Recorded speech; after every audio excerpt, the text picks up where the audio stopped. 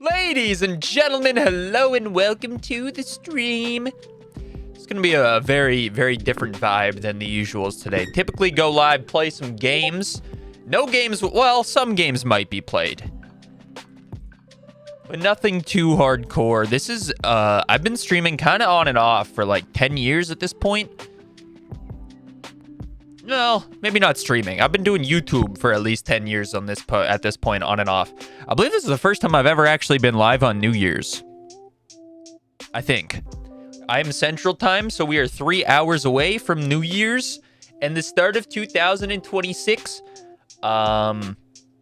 There's a stream I've been talking about a little bit. I mentioned quite a while ago that I was trying to. Hello, Blanco, and hello, John. How are y'all doing, man? I was trying to kind of find what people thought were the greatest YouTube videos of all time. This is a lot harder to find than I had anticipated because, unsurprisingly, it's very subjective. So there's some people who find like a video where a 40-year-old balding man reviewing a toolkit to be the greatest YouTube video of all time.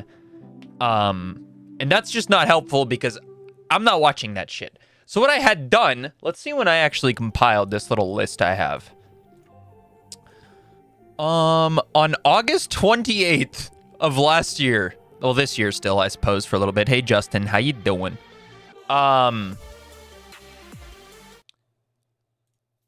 In August, I made a little list, and the way that it is displayed to me, I think I can show this without. Yeah, I can show this. Is as such. So I literally just linked videos to myself. I don't remember what these videos I linked are. So there's 1, 2, 3, 4, 5, 6. So the plan for today's stream is to go through those. I also made a little tier list of all of the games that I either completed or felt I played enough to rank throughout all of 2025. So I'm going to do that real quick. And I'm also enjoying some beverages, which I don't know if this is the first time I've ever drank on stream, but it might be. I got a little bit of rum and eggnog in here. in my sick Iron Man cup. I am of age despite the cup. I don't know how much I'm going to drink. This is literally the first sip of alcohol I've had all night. So we'll see where that goes. Jesus, this song is going far too hard at the moment. I also, every 15 minutes, will be pausing whatever we're doing to rip a real quick Would You Rather. I've got these ones, which are the regulars. And then I've also got these ones. Oh, Jesus. Which are the After Dark edition. Every 15 minutes, I'm going to rip one of these. And then every hour, we'll rip an After Dark one. If I miss one, if the 15 minutes goes by and my dumb ass forgets, it's Bean Boozled on my dome top.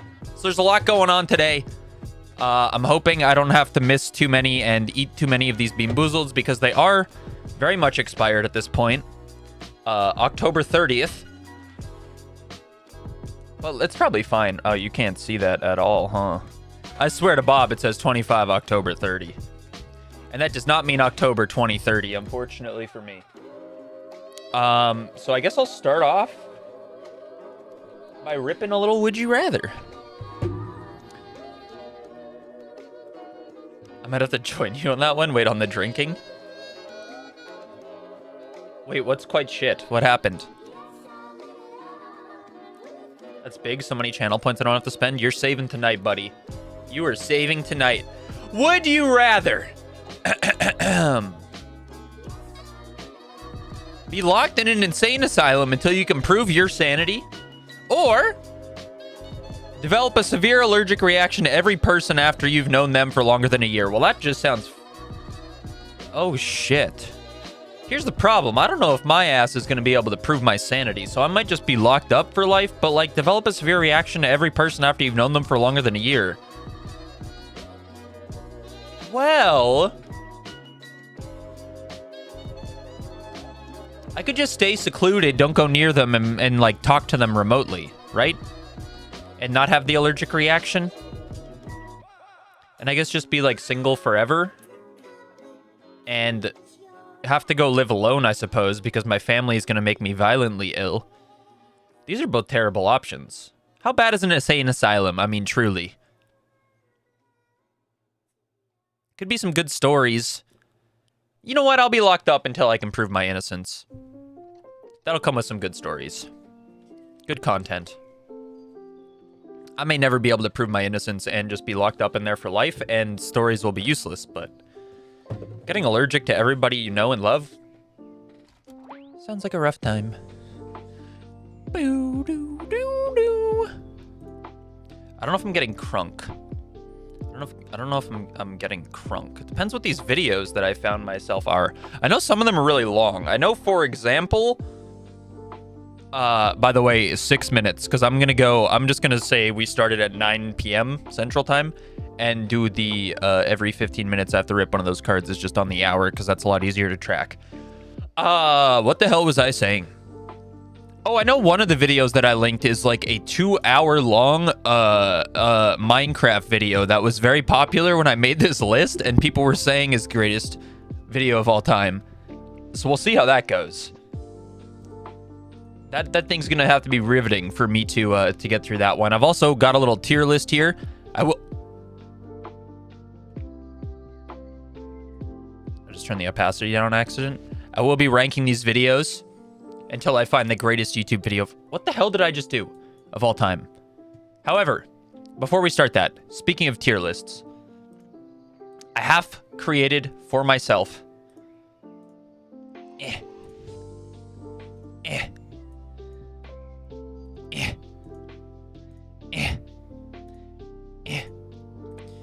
I have created for myself a 2025 games played tier list.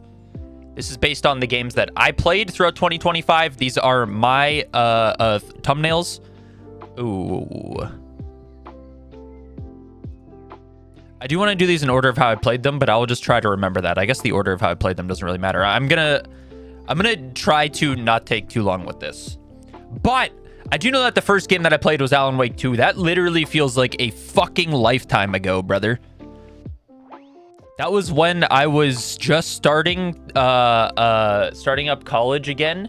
I had thought that I would never stream again. I wasn't single and terribly alone. This was a whole nother lifetime ago, brother. Holy Jesus Christ. That really was this year. Wow, this song is too sad for what I'm talking about at the moment. I'm gonna cry. Alan Wake 2, not gonna lie, was phenomenal. This is, by the way, these are not all games that came out this year. These are games that I played for the first time this year. Alan Wake 2 was phenomenal. In fact, I absolutely despised Alan Wake 1, and to me, Alan Wake 2 made having played Alan Wake 1 worth it. It was a lot of fun. I remember those jump scares being an absolute son of a bitch.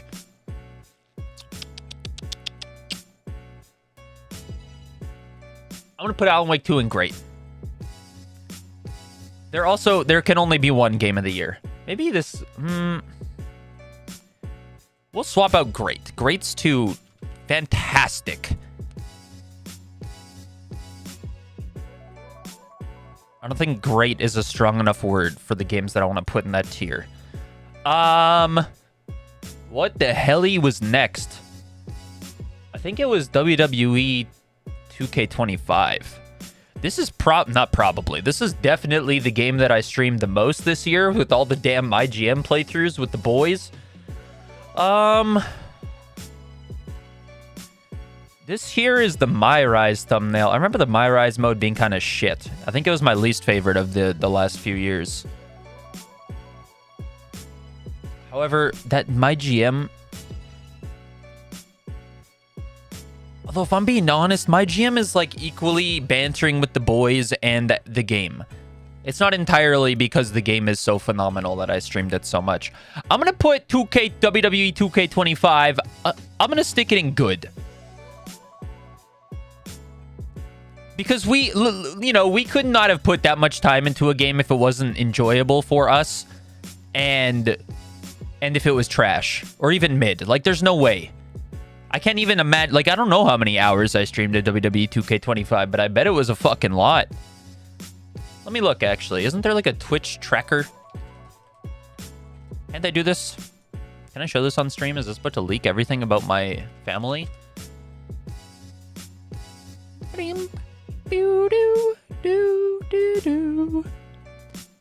mean, yeah, you look here at the most streamed games. My number one WWE 2K25 with 100 hours. And this is only tracking starting in June when I started streaming on Twitch again. I streamed 75 hours of Minecraft? Excuse me? Oh, this is ever on my channel. This isn't even this year. Hold on. What the hell is about to happen?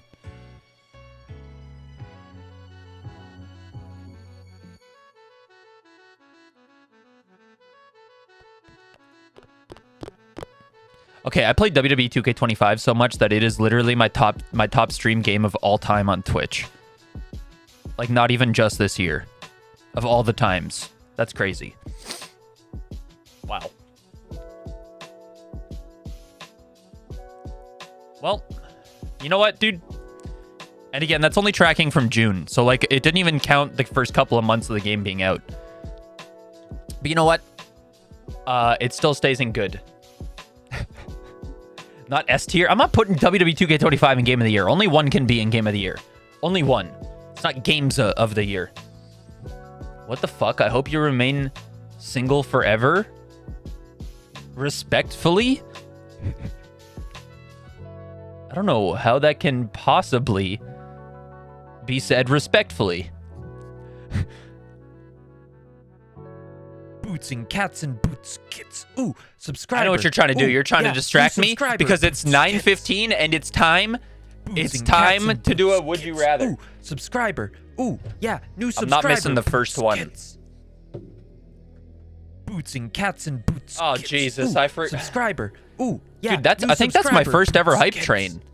Level 3 hype train, dude. Boots and cats and boots kits. Choo choo. Subscriber. Ooh, yeah, new subscriber. Boots kits. Oh my god, dude. I forgot this place all 10 times. Ooh, yeah, new subscriber. Boots kits. Boots and cats and boots kits. I swear I had like a randomizer on this thing, so it didn't only play one alert over and over. Boots and cats and boots. Oh Jesus, I'm gonna lose it. Subscriber. Ooh, yeah, new subscriber. Oh Jesus. Boots and cats and boots. How do I fix that, dude? Subscriber. Ooh, yeah, new subscriber. Boots kits. I don't see boots and cats. Oh my god. Boots, kits. Ooh, subscriber. Ooh, yeah. I don't see other streamers have the alert play like boots every and cats and boots kits. Ooh, subscriber. Ooh, yeah, new subscriber. Boots kits. Okay, it's done. There is a way to make an alert that's just like the subs have been gifted. But I don't know how to do that. I don't know why when I get gifted subs, it plays the alert that many times. Isn't there like 1,000 gift subs? Imagine if somebody gifted me 1,000 subs, how fucking long that would go on for.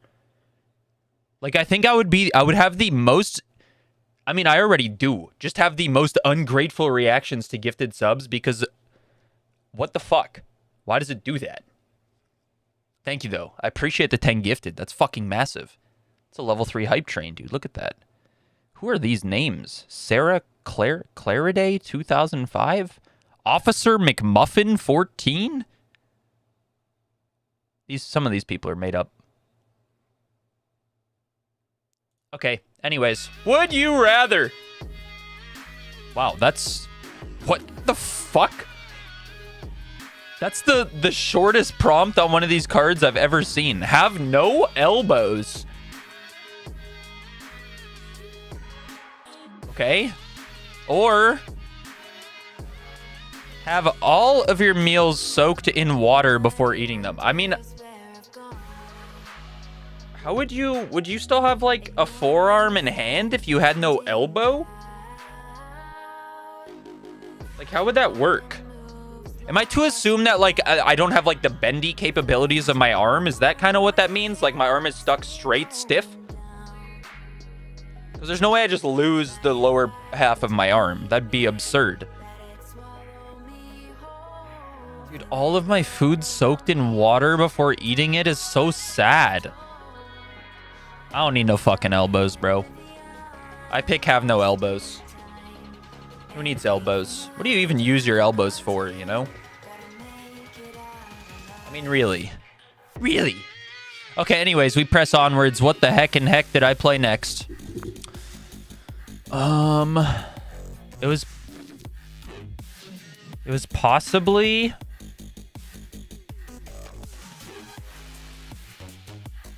I think it was Carry the Glass. That was fairly early in the year with Cedric.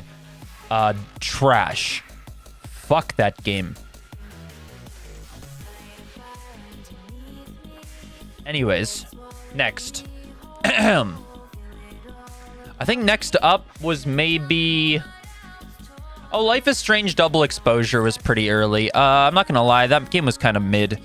Definitely not as good as the earlier Life is Strange games, which I absolutely loved. It was still enjoyable for sure, but like... not very memorable. The story was not fantastic. It goes in mid. Dude, look at the balance so far, huh? What was next? Doom was pretty early in the year. It was the first and only Doom game I've ever played. Doom: The Dark Ages. I personally would put it in good, but I don't think it was a good game for stream, so I'm gonna put it also in mid, actually. I don't think those you'd be stiff as me watching your stream. Brother, I need some more alcohol.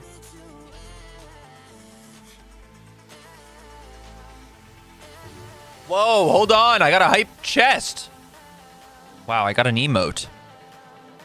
Dude, look at that. Okay, anyways, we press onwards. What was next? Inzoi. That was definitely the first half of the year. Inzoi was a good time. I mean, the streams were a lot of fun playing that game for the first time. It didn't have a whole lot of content at launch. I should probably go back to it at some point. Shouts to Justin for the gifter on that one. Oh, you got the same emote as me? What the hell? Wait, can I show chat on this scene? No. Whatever. I know they've updated it quite a bit. I don't know with what. But it was still a lot of fun playing at launch. Split Fiction was also early on in the year. I'm gonna put Doom ahead of Life is Strange. Split Fiction was fantastic, dude. That game was a lot of fun. Even taking into consideration that fucking maze level that for some reason Katie was hell-bent on us trying to complete for hours on end. Which, by the way, she still messages me about that fucking maze thing. Like, oh, I guess we're never finishing that maze level in Split Fiction, huh? I believe up until like a couple weeks ago, she still had it installed on her Xbox, expecting us to play that maze mission, that laser fucking maze mission. Not happening. What was next? Did you actually finish Split Fiction? Oh yeah, you did. You told me about that. You guys like immediately rage quit the laser maze thing, right? Or did you even try it? I don't remember. I think We Were Here Forever was earlier on in the year. We Were Here Forever. Bottom of mid. It was definitely the worst We Were Here, in my opinion. Me and Cedric played that one. Tried it once and never touched it again. Yeah. I believe we tried it for like over 10 hours, I think.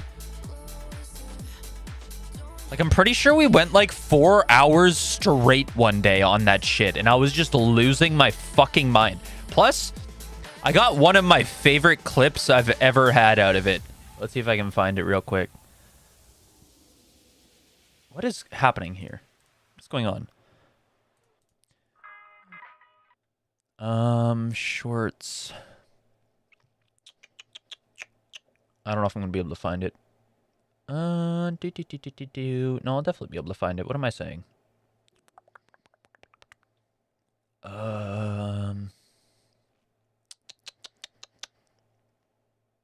Oh, yeah. This bad boy right here. Okay, so what do we do? Okay, you do this. Boom, boom, jump. What the fuck is this leggy ass dog shit? Jump and then double jump, bam. What the fuck is this? Back on. Okay, wait, do that again. Can you Boom, say boom, it as you're jump, doing it? bam, Say it as you're bam. doing it. A few moments later. Yeah, dash, jump. and then as Dash, you're doing the dash, roll jump. through, no, That as you're doing the was roll the through, you have to strat. time it properly to do this animation. More moments later. Watch, I will show you. This is how the pros freaking do it. Fuck! All that for fucking nothing! Shit!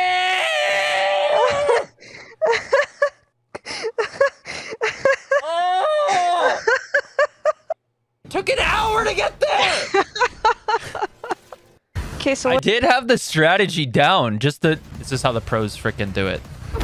Fuck! All that for fuck! The timing was slightly off. All right. Anyways. What was next? The Death Strandings, I think. I do believe they were next. Death Stranding 1 was fantastic. Death Stranding 2 was good. There were no, you know what? Here's the thing. I have to take, I'm ranking these kind of in terms of like streaming experiences and not how much I personally enjoyed the game. I actually think they were both fantastic stream experiences.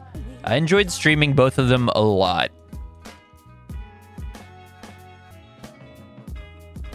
So they're both going to go up there. Absolutely. Those games were fucking wild, brother. Insane. Okay, what next? I think next was the Hellblade games. I'm gonna put them in good, with the second one slightly better than the first. Well, okay, yeah, yeah, I believe that's where I would like them. With these, it's hard to like differentiate them because I played the Death Stranding and Death Stranding 2 back to back, and then Hellblade and Hellblade 2 were literally just singular streams because those games are only like 5-7 hours. But they were enjoyable. They were a good time. What the hell was after that?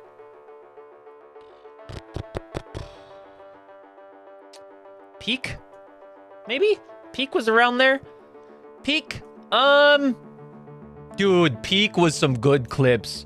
I mean, you talk about clips, brother. Where the hell? Okay, so what do we do? How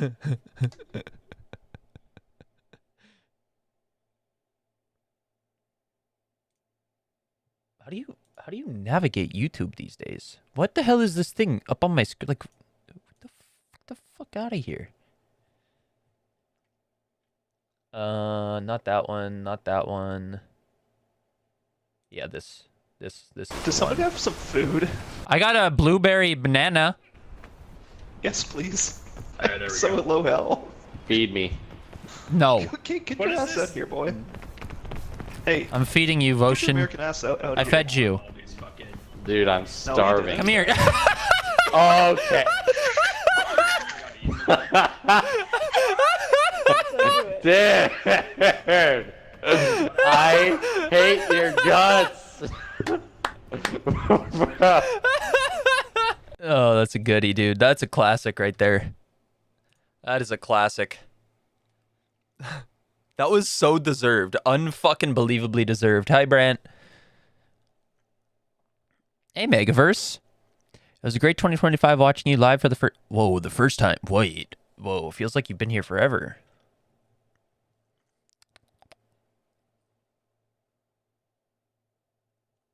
Well, it's nice that you've hopped in chat. And you have a phenomenal new year, brother. Okay. Peak is fantastic. I'm gonna put it right behind Split Fiction. Peak was a lot of fun. There's also, dude. There's also the eating. One sec. Can I pull these up like this? I don't know why YouTube's being so poopy and laggy at the moment. Do do do do do do do do do Do do. Boo doo doo doo doo.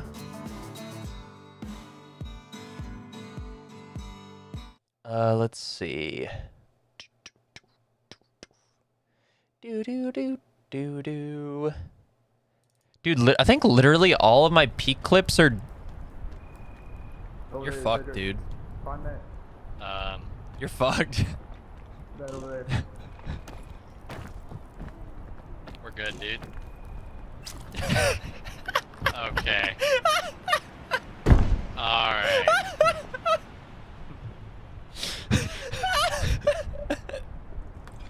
All of my peak clips are Justin getting pissed on. No wonder I love that shit so much. Wow. That was a great time. And this one, dude, never forget. I'm stuck. I'm gonna die. I'm gonna die. Oh. I think we're here. Boys! Yeah, welcome back, everybody. Good job, Look at everybody. these two useless motherfuckers up You here. definitely deserve this one. Kyle, you go, I fucking need this stink, food. dude. Fuck you! Okay, I'm bringing everyone back. Dude, you fucking. Dude, the way you're in the middle of talking shit and the game like fades it out Dude, as you I fucking eat you. I ate him! I ate that fucking pussy, dude! I was so hungry! I just ate his fucking ass! You just ate me, bro. Wait, what just happened? Fuck you, man! Somebody got eaten. Yo, what is wrong with you? You guys stole all the food from the luggage crate. I was up here for 15 minutes just to get eaten, dude, by you. Yeah, not helping. Deserved. Boo-doo. 1 month straight is fucking crazy. Dude, I gotta go live one day randomly. I was gonna say some absurd hour where you wouldn't be awake, but I'm not sure that exists. Like, I swear my go live alert is like linked to setting off a fucking alarm on your phone or something. Do do do do do.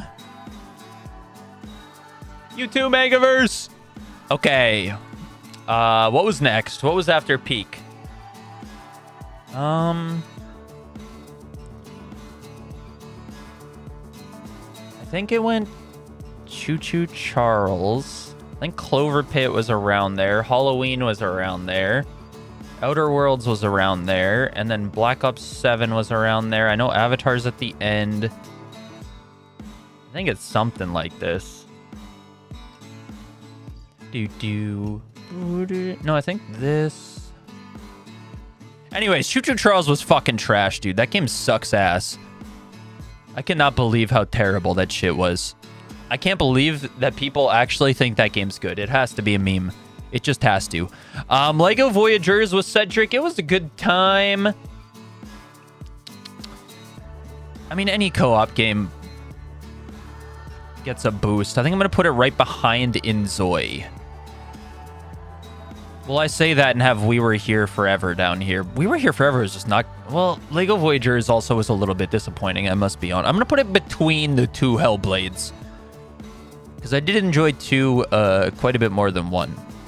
Clover Pit, absolute fire. I still play this game.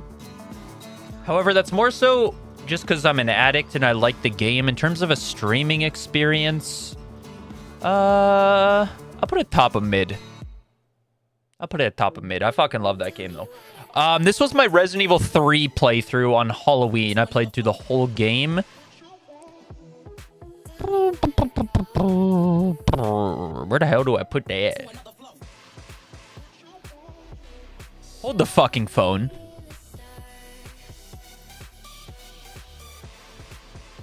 I just noticed something very obviously missing from this list. As I realized my Game of the Year slot up at the top is not occupied. The one game I forgot to put in here was Expedition 33. How the fuck did that happen?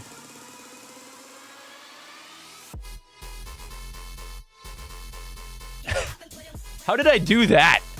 I don't even know how to add. How do you add an image? I don't think I can. Oh, I can do edit. Edit. I Additional images. Okay, I can do this. Boom. Submit. Dude, that was so insanely easy. This fucking website is goated. Reordered all my shit. God damn it. God damn it. Something like that. Well, Expedition 3, I literally had it in the thumbnail the whole time. That's game of the year right there. That was a phenomenal streaming experience and a phenomenal game. Absolutely adore that shit. Nothing more to be said. I've gushed and cummed about Expedition 33 enough this year.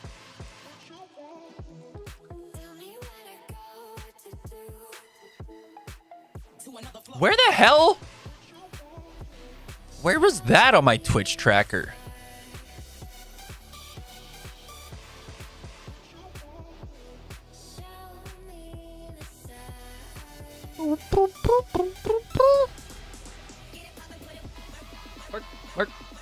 I only streamed it for 36 hours? What the hell? Are you serious? This guy's an absolute noob. How's that possible? Only 36? What? What? That can't be right. Twitch tracker's fucking busted, brother. Oh, dude, I heard Austin Theory's new theme song. It's a banger. 36? This stream was 5, 6, 5, 7, 6, 8, 8, 8. That has to equal more than 36. 10, 10? Twitch tracker's busted. Pretty sure just 3 of those streams surpassed 36. Well, maybe not 3. Choo Choo Charles was trash. I hated that game. Oh, Resident Evil 3. I might also stick this between the Hellblade. Oh, I'll put it just over Hellblade 2. Dude, the good is getting girthy.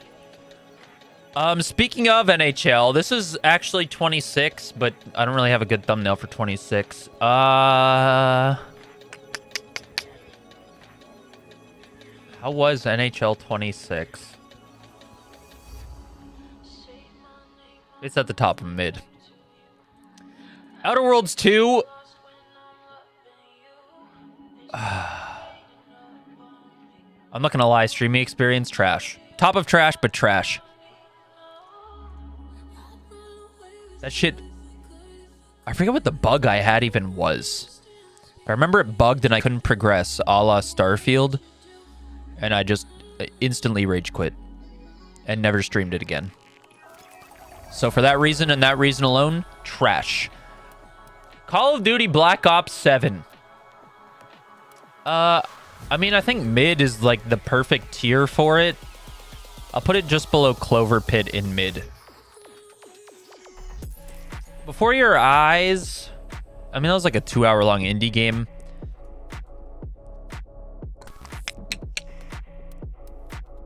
I'll put it bottom mid. And Avatar Frontiers of Pandora, which I just finished yesterday. I'm putting it in fantastic, dude. Don't give a fuck. That game was dope as shit. Dope as shit. And that is my 2025 games played tier list. What a lot of... This is not like all the games I played. There's a shitload more like little indie horror games I played and other games that I just tried for a bit. Like I don't have Dredge on here or like Balatro, which I tried. But I just included games that I either fully completed or felt I played enough to be able to rank.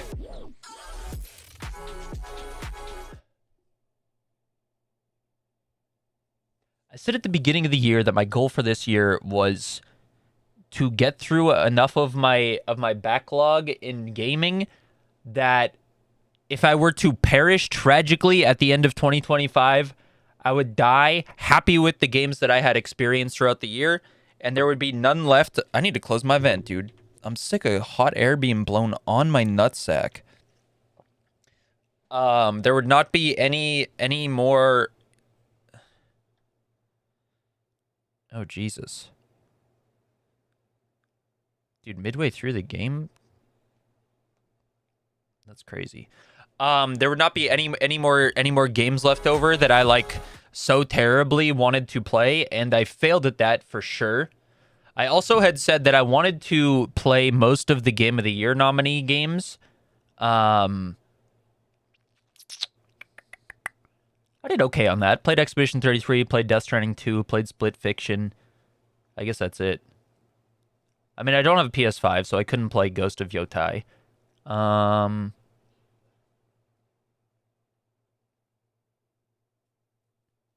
It's a solid list of games. It's a solid list.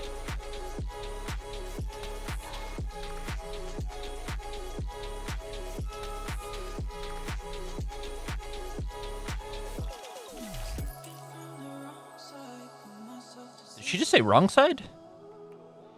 That's me.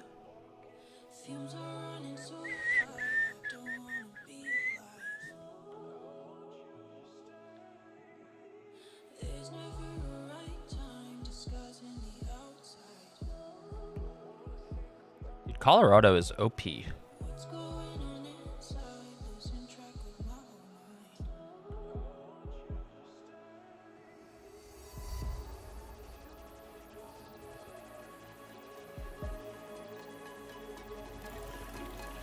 There it is, the tier list. I also got to be so fucking honest. It's 9:40 and I forgot to do a goddamn would you rather at 9:30. Son of a bitch.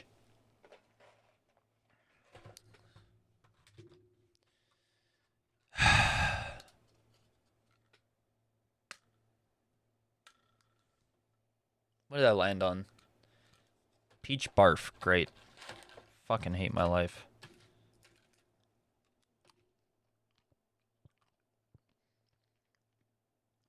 Oh my god, it's peach. I don't think I've... Wow.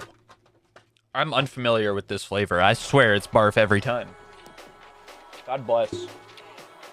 God bless.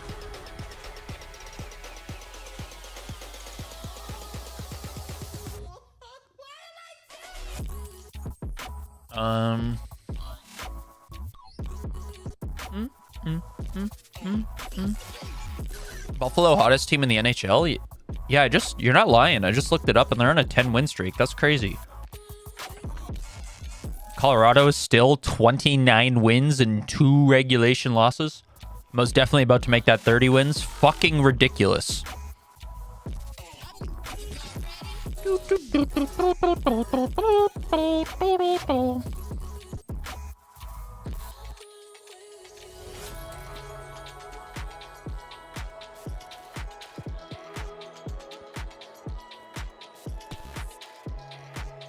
I did see the light set up.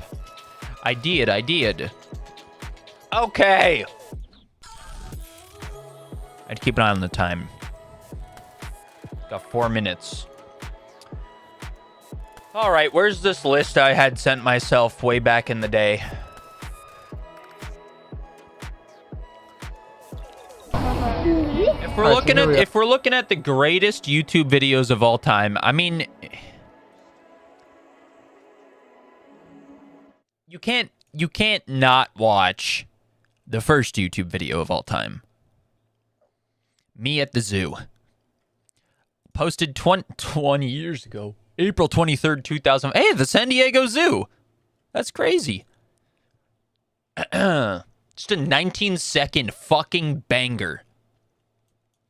Alright, so here we are in front of the elephants. And cool thing about these guys is that they have really long fronts, and that's cool. And that's pretty much all there is to say.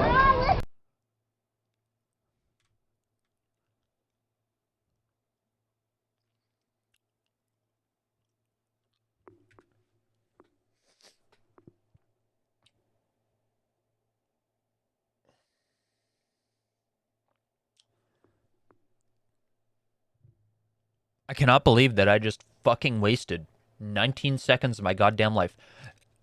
That video has 378 million views. It has timestamps. This fucking 19-second long video has timestamps. Intro, the cool thing, and the end. Are we fucking for real? Cool thing about these guys is that they have really, really, really long. Holy fuck, brother. This is literally the only YouTube video this channel has, and it has 5.82 million subscribers. What the fuck? Dude, why couldn't I have uploaded the first YouTube video of all time? God damn it. Probably because I was 8. And also stupid. How do you copy... You know what? We'll just do this. The first... Why the fuck does this keep happening? First entry on the tier list. Where the hell did that go? Oh my god, that's so small. That's what she said. Me at the zoo. You're in fucking F tier, buddy. That was some straight dog shit. Terrible. Get the fuck out of my sight. How about that? Up next. Oh god, what's next? Hi, you're on a rock. Okay. This one, I know, is actually considered the greatest YouTube video of all time by many.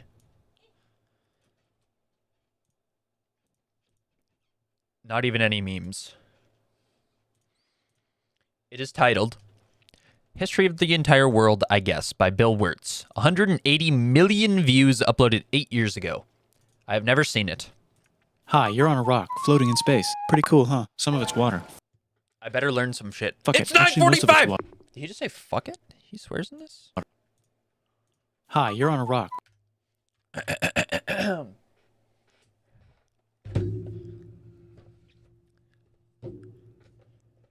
Would you rather only be able to stand still or sprint at full speed? Wow, that sounds fucking terrible. Jesus, you'd look like a moron. Or have the police release a sketch of a murder suspect that looks exactly like you. Well, that's completely fine, dude. AI. That ain't me. Also, like, who the fuck is looking at sketches of murder suspects from police these days, you know? Who the fuck cares about that? And, like, I'm not the one who did the murder. It's not like well, looks exactly like me, though. That could get dicey. But I just will go get a haircut or something, and then it won't look exactly like me anymore. I'll shave my face again. Get smoked, idiots. Should have thought about that one when you made that stupid fucking question. History of the entire world, Floating I in guess. space. Pretty cool, huh? Some of it's water. Fuck it. Actually, most of it's water. I can't even get from here to there without buying a boat. It's sad. I'm Okay, sad. this guy's on crack. I gotta lock in. I miss you. How did this happen? A long time ago. Actually, never. And also now. Nothing is nowhere. When? Never. Makes sense, right? Like I said, it didn't happen. Nothing was never anywhere. That's why it's been everywhere. It's been so everywhere, you don't need a where. You don't even need a when. That's how every it gets.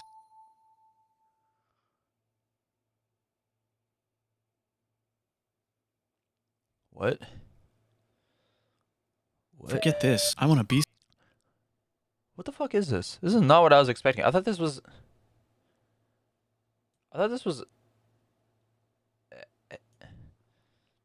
like, actually... like a history thing. Also, unfortunately, can only display Twitch chat on screen because Twitch doesn't allow YouTube chat to be displayed unless it is very clearly marked separately as I have in this scene. something. Go somewhere. Do something. I want things to change. I want to invent time and space. And I know it's possible because everything is here and it probably already happened. I just don't know when to start. And that's exactly where it started. Oh, I paused it. I think there's a universe now. What's it made of? Quarks and stuff. Ah, that's a thing. In a place. Don't like it? Try a new place. At a different time. Try to stick together because the world is going to get bigger and emptier. But it's not empty yet. It's still very full and about 1 jillion degrees. Great news. The quarks are now happily married in groups of 3 called a proton or a neutron. And there's something else flying around too that wants to join in but can't because it's still too... Great news, the protons and neutrons are now happily married to each other. Some of them even doubled up. Oh, dude, I've Great just news, now Violet. realized that like this is like actually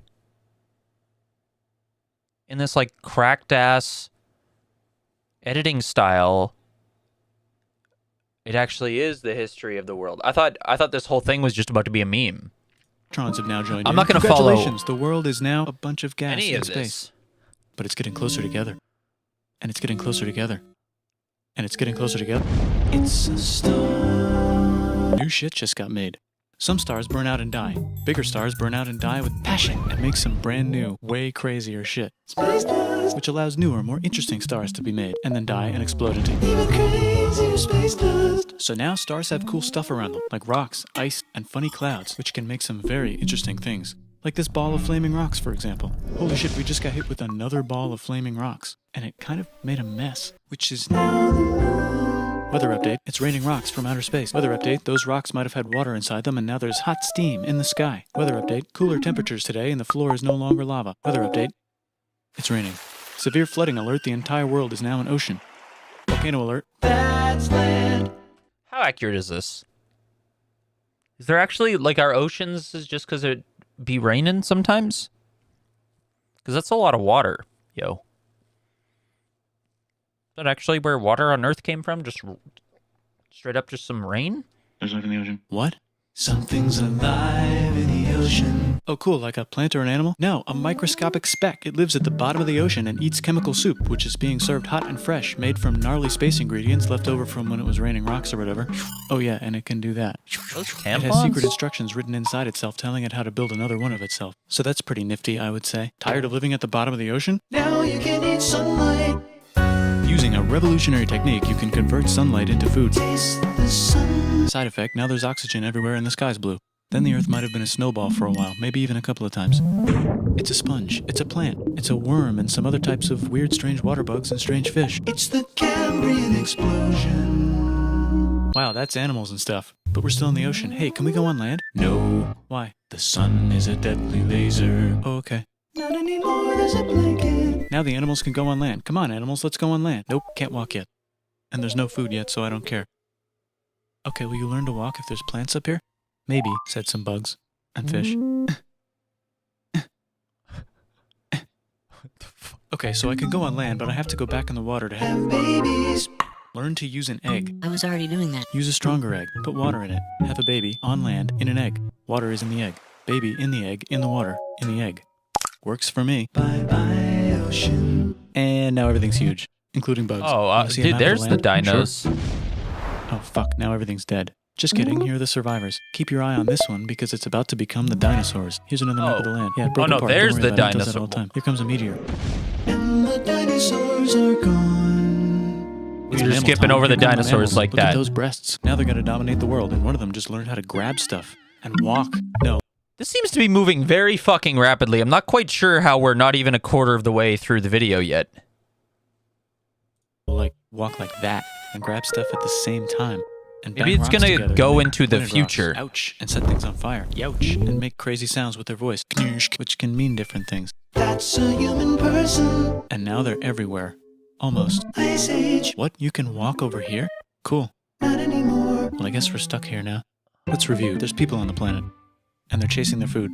Fuck it, time to plant some grass. Look at this. I control the food now. Now everyone will want to be my friend and live near me. Let's all build houses, except mine is bigger because I own the food. This is great. I wonder if anyone else is doing this. Tired of using rocks for everything? Use metal. It's underground.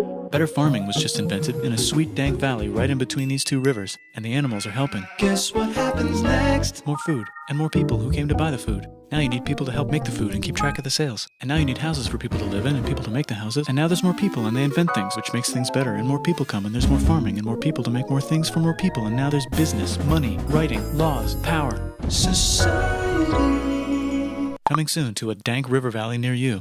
Meanwhile, out in the middle of nowhere, the horse is probably being tamed. Why is all my metal so lame and lumpy? Tired of using lame, sad metal? Introducing bronze, made with special ingredient tin from the far lands of Tinland. I don't know, my dealer won't tell me where he gets it. Also, guess what? Egypt! Meanwhile, out in the middle of nowhere, they figured out how to put wheels on a horse. Now we're getting somewhere. Also, China! And did I mention Indus River Valley Civilization? North Chica The Middle East is getting more complicated. I need more alcohol, brother. What the fuck? This is not even like in the little slightest bit what I had anticipated this video being. I thought this was just straight up going to be a documentary educational video. Maybe because it's in the middle of the East. Knock knock, or clop clop. It's the people with the horses. And they made an empire. And then everyone else copied their horses. Greeks! Ah, look, it must be the Greeks. Or a beta version of the Greeks. Let's check in with the Indus River Valley civilization. They're gone. Guess who's not gone? China. New arrivals in India. Maybe it's those horse people I was talking about. Or their cousins or something. And they wrote some hymns. Here's what I have beef with, right? We skipped over like the first Dungus Chungus, however many millions of years of the Earth forming, real quick fast. This kind of seems more like a history of like human civilization, especially if the next 15 minutes are going to be about how we got to where we are now, than it actually is the history of the entire world. And that pisses me off. I feel misled. I wanted more about the dinosaurs. We skipped over them in literally 3 seconds. What the fuck? You could make a religion out of this. There's the Bronze Age collapse. Now the Phoenicians can get down to business. Also, can we switch to a metal that's a little easier to find? Thanks. Look who came back to Israel. It's the 12 tribes of Israel. And they believe in God. Just one, though. He's got like a 10-step program. Here's some huge heads. Must be the Olmecs. The Phoenicians make some colonies. The Greeks copy their idea and make some colonies. The Phoenicians made a colony so big it makes colonies. Here comes the Assyrian Empire. Never mind, it's the Babylonian Median. It's the Persian Empire. Wow, that's big. Ah, the Buddha was just enlightened. Who's the Buddha? This guy, who sat under a tree for so long that he figured out how to ignore the fact that we're all dying. You can make a religion out of this. Oops, China just broke, but while it was breaking, Confucius was figuring out how to have good morals. Ah, the Greeks just had the idea of thinking about stuff. And right over here, Alexander just had the idea of conquering the entire Persian ugly Empire. bastard. It's a great idea. He was great. And now he's dead. Hopefully the rest of the gang will be able to share the empire evenly between them. Knock knock, it's Chandragupta. He says, get the hell out of here. Will you get the hell out of here if I give you 500 elephants? Okay, thanks, bye. Time to conquer all of India. Or most of India. But what about this part? That's the Tamil Kings. No one conquers the Tamil Kings. Who are the Tamil Kings? Merchants, probably. And they've got spices. Who would like to buy the spices? Me, said the Arabians, swiftly buying it and selling it to the rest of the world. Hey, China put itself back together again, with good morals as their main philosophy. Actually, they have 3 main philosophies. Out here, the horse nomads run wild and free, and they would like to ransack your city. Let's check the Greek. I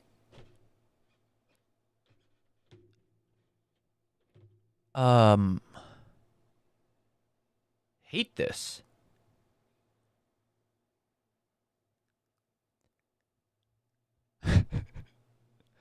I hate this. This is genuinely considered one of the, if not the, like, across the board greatest YouTube video. This is terrible. Levels of the Greekified. This is not even like Zoomer shit. Like, this was made in 2017. That style of editing, like, wasn't even a thing then. This is one of the videos you just get the urge to rewatch now and then. Is it?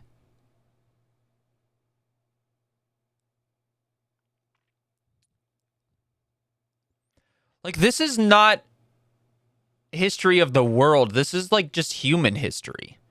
And I don't give a fuck about people and humans and their history.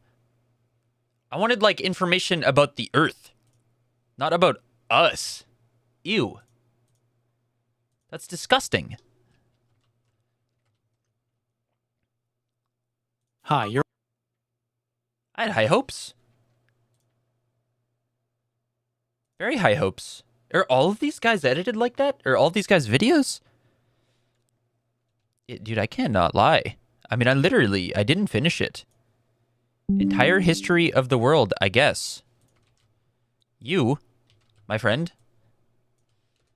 are F tier, literally below me at the zoo. And this one's just some guy being like, wow, cool elephant trunks. I hated that. Every second of it. It doesn't. It's not even like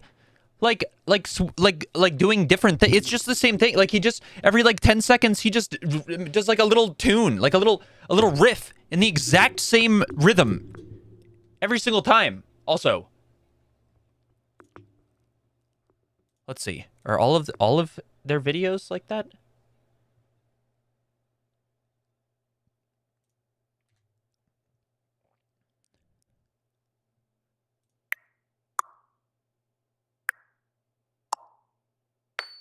Got my ticket, I got my ticket, I got my Oh my ticket, I god. got- Oh my fucking god, they are. Oh my god.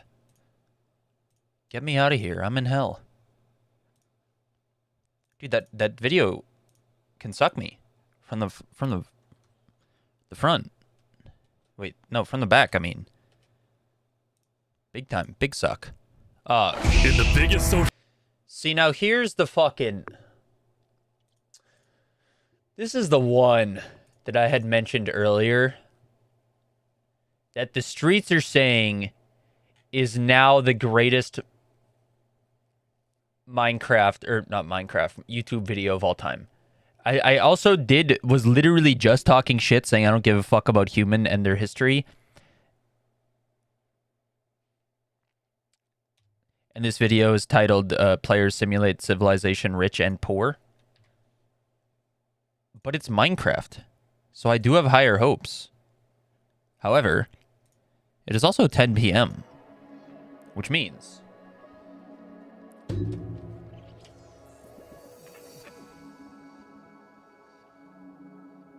I'm gonna have to buy the bigger box of the dirty would you rathers. I'm almost nearing halfway through these ones. Ooh, would you rather find a dead body while you're gardening?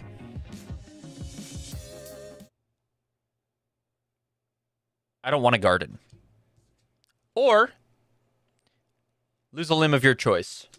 Ooh.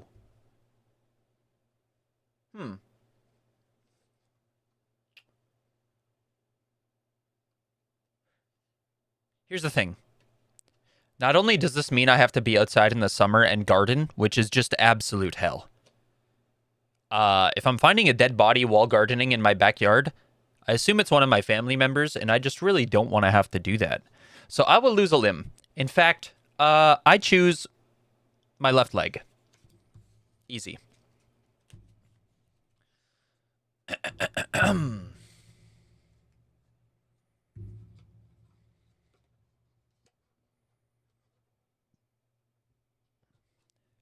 The card could have literally said, you have to garden, and I still would have rather lost a limb. Never mind the dead body part. These won't go back in. What the hell? Get in there. All right, dude. I'm about to freak out. They won't go. What is it? What are they hitting? What are they possibly... They won't go into the box. Oh, there we go. I got it. I got it. Don't worry. No need to fear.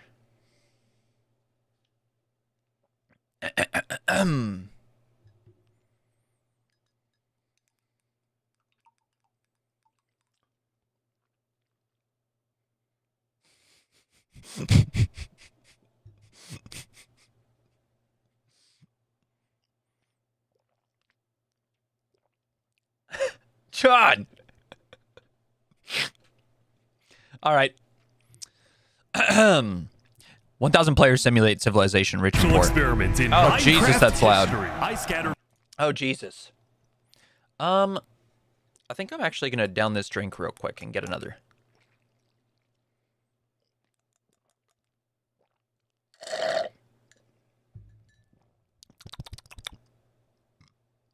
I'm going to do just that. I'll be right back in one moment. Continue to cheat and not tell him that I'm married. Good call. Yeah, just be a real dick about it, you know? Why make it a whole thing? A few moments later. Indignant because that's my wife. Wait, you're my husband? I swear to God, are you cheating on me? Wait, is your guy blonde and kind of looks like Zac Efron? Yeah. I just cheered you on. Damn it. Dude, your guy's a cuck. You just stood up for your cheating ass. You better quit that over there. Okay, we're both at 1 HP again. Yeah, Should sure be a are. recurring theme. This is fine. We can make this work. This is okay. Yeah, this level's for babies.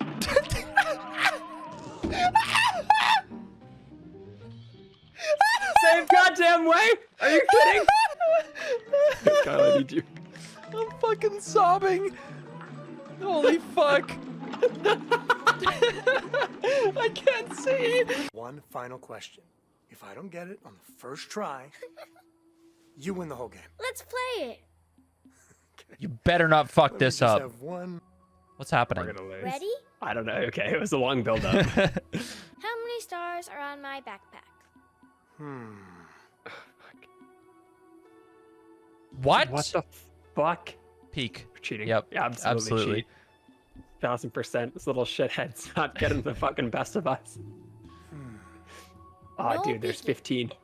I didn't count. There was didn't- definitely, yeah, there's at least 7. I didn't look either. This better not be wrong. Nope. It's What? I win! I win! Oh, did I doze off? Mommy, I won! You did? Okay, so what do we do?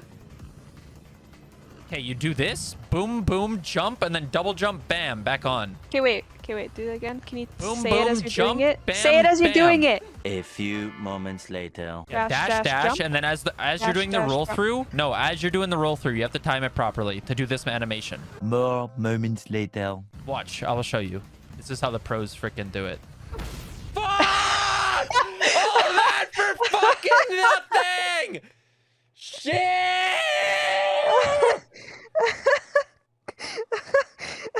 Oh!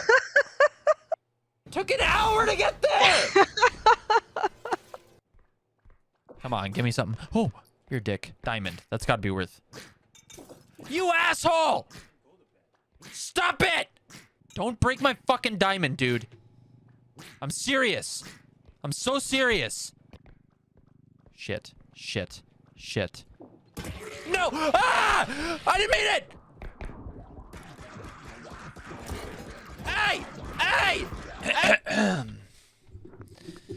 The new Mr. Beast version of this is ass. There's a Mr. Beast version of this.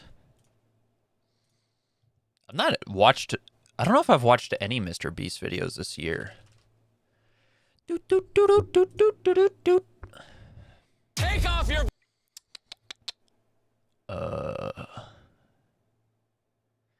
The hell is the Mr. Beast version of this? Did he make a Minecraft video?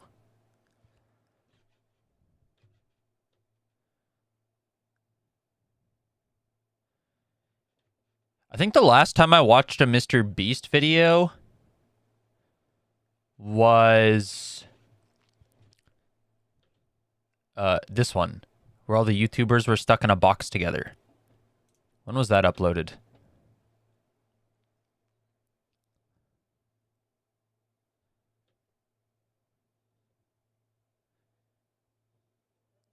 What the hell? I've gathered 50 of the biggest YouTubers on the planet. It's been like a year and a half.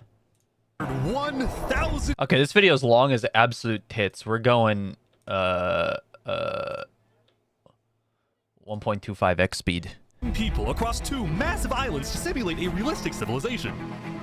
The players were given no help or guidance, and just like in real life, if you die, you remain dead forever. Now, each player has the freedom to do whatever they want. Starve for food, become a dictator, and build a society. At least as best as they can, because while one island is a rich, green paradise, the other one... You're kidding me. ...is a barren wasteland.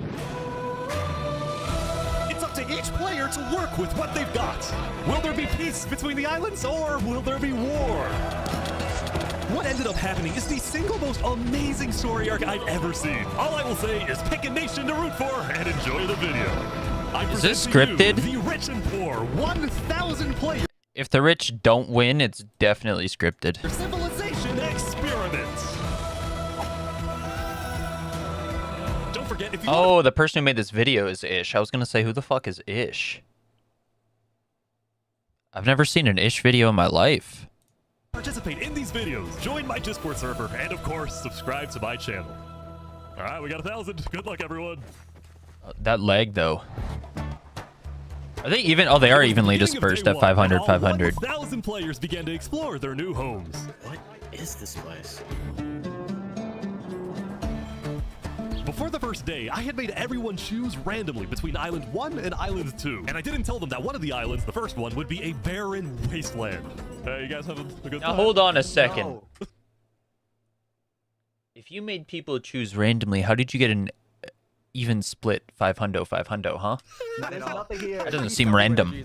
I cannot find anything. It didn't take long for the people who chose Island 1 to realize they had made a massive mistake. I hate this place. I hate this place. How would they know they made a mistake, though? They didn't know what Island 2 looks like. Maybe it's equally Players shit. realized that building civilizations on Island 1 would be particularly challenging. And not only because it was empty, but because some parts of it were completely uninhabitable, like the snow biome. Oh no! No, no, no! Oh! And right next door, a massive volcano that could erupt at any moment. Ooh, I'm not going down there. This volcano also happens to heat up all the water on the island. Okay. This killed a lot of people. Now, to begin building civilizations, the players needed to find a tree. Please tell me where the trees are, bro. Wood is an essential material, and without it, you really can't do anything. Now, luckily for Island 1, there was one tree on the island, and it was pretty big, too.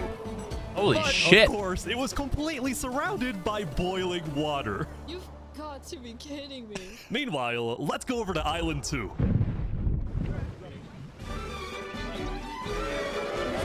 Hey, guys. Life on Island 2 was beautiful. The terrain was green, the trees were plentiful, and the water was normal temperature. Open for business. Solid water? It's from the ocean? Are you trying to make me drink ocean water? No. The people on Island 2 immediately realized they had chosen the island of safety and wealth. You are literally a piece of gold. Yeah. The only real danger on Island 2 was the possibility of falling down from a tree as you're collecting wood. But some people found a way to even work around that. So you're planning to build a bakery. Yes, I am. And you're forcing your employees to go up and get oak. Oh, no. She's forcing you to work up here. That's not oak, that's birch. Amateur. I don't want carrots. I want fair working conditions. Also, because of the vast amounts of trees, people were very quickly able to craft tools that allowed them to mine underground. Hello, Saps. You doing okay? Yeah, I mean, this island's great. So many diamonds already. Yeah, Wow. look at this. Yeah, I'm loaded. Overall, the people of Island 2 were thrilled with their new home, thrilled with their wealth, and they were very optimistic about their future. By the end of the first day, players on Island 1 had finally reached the big tree. You realize how high up you are? Oh yeah, I know. We're not scared. No? No pain, okay. Island 1 was still pretty far from having fully fledged civilizations, but there were communities starting to form. For example, this player named Remy the Rat made a small restaurant to feed those who were starving. Remy the Rat, what are you serving them here? It's very popular. Bread? And you can... What the frick? Why? Wait, is this a bread line? Yes. Oh no. I also got word that there was a small group of people who had chosen to settle in a weird location. People at the volcano. What type of people would choose to live on a volcano? Hey guys. Great view. Hello. What the? Hey, how's it going? Welcome to the mafia. This was Lingolini, and he had recruited about 20 people to join his Italian mafia. His goals were very simple: make friends and get rich. Hold on, can we tell you a little secret? We found some netherite. Oh, really? Yeah, don't tell anyone though. We're trying to keep it between us. We'll check back in with these guys later, but in the meantime, on Island 2, there were actual huge civilizations starting to form. I don't care about power. I don't care about government. I just want to make a nice place for my people to live. This player named Call Me Cass was the leader of about 50 people in a nation she named the Cass Coalition. And a coalition it was of very different types of people, including pirates, bankers, Canadian cartels, bakery owners. I don't really and their understand employees. how, like...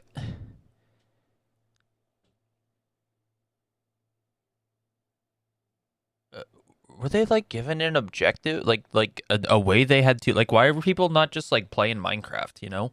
Why was their first move to, like, open a bread bakery shop? Instead of everybody just, like, going and digging for diamonds and just playing Minecraft. How much even being paid to work up here? It seems set up to me. I don't buy it. People are getting paid? Now, later in the day, Island 2 would face its first conflict. Hey, you guys can't be destroying the beach. Who are you? A group of about 20 people were extracting sand from the shore right next to the Cass Coalition. Cass was obviously not happy about this, but these people didn't care because they were from a much bigger nation called the Commonwealth. We're actually 5 nations combined into one, but we have strength in numbers. The Commonwealth was a massive civilization that was formed on day 1 when 5 distinct groups were close enough to each other that they just decided to come together and unify under one nation. As a result, the Commonwealth I think I'm a fucking hater, brother. Like, I just don't fuck with this either. Because it all just feels so scripted to me. Like, it doesn't make sense. Like, up and over 150 citizens. We're going to turn this mountain into our city currently. Ah, okay. The Commonwealth leaders were very ambitious and wanted to make the Commonwealth the most beautiful, the most respected, the most powerful nation on Island 2, even if it came at the expense of others. Overall, by the end of the day, Island 2 was much further ahead than Island 1, as expected. But let's see what happens in the following days. I'm blocking their how many peoples are still alive. Nobody was expecting that the beginning. It's not scripted at all. You're lying to me. You're telling me that. Destroying the beach. Like, what is this? What is this scene right here? Getting paid? Now, later in the day, Island 2 would face its first conflict. Hey, you guys can't be destroying the beach. Who are you? Like, you think this scene with this edit and this dialogue wasn't scripted? A group of about 20 people were extracting sand. As players logged back in the next day, nobody was expecting that the beginning of day 2 would end up having one of the most consequential moments of the entire event. I don't want to put my dumb head. I'm blocking the frickin' how many people are alive. A player named Spoon. Knight, I need food, I'm dying. Yo, Spoon. Yeah. I do have food. You're private, but I need worry. food. Oh, God, I'm too kind. I care about everyone else before myself. It's such a problem. Now, this player, Spoon, was a rising leader on Island 1. He was known for always giving away his own food. But some people started to suspect that Spoon's supposed generosity was merely a method to gain popularity, to further his political ambitions. That is, until... Oh! Oh my God. Who is that traitor? You trying to assassinate Spoon? What just happened? Why'd they kill that Spoon guy? had survived an assassination attempt, which brought him exactly the attention he needed to cement himself as a legend on Island 1. What just happened? Wait, I thought that guy died. Did he just turn on his fucking assassin? Oh my God. Player was he got protected by other people while that guy was trying to kill him. I see. You trying to assassinate Spoon? Spoon had survived an assassination attempt, which brought him exactly the attention he needed to cement himself as a legend on Island 1. People were drawn to him, and on day 2, Spoon used this leverage to establish an empire named Westhelm.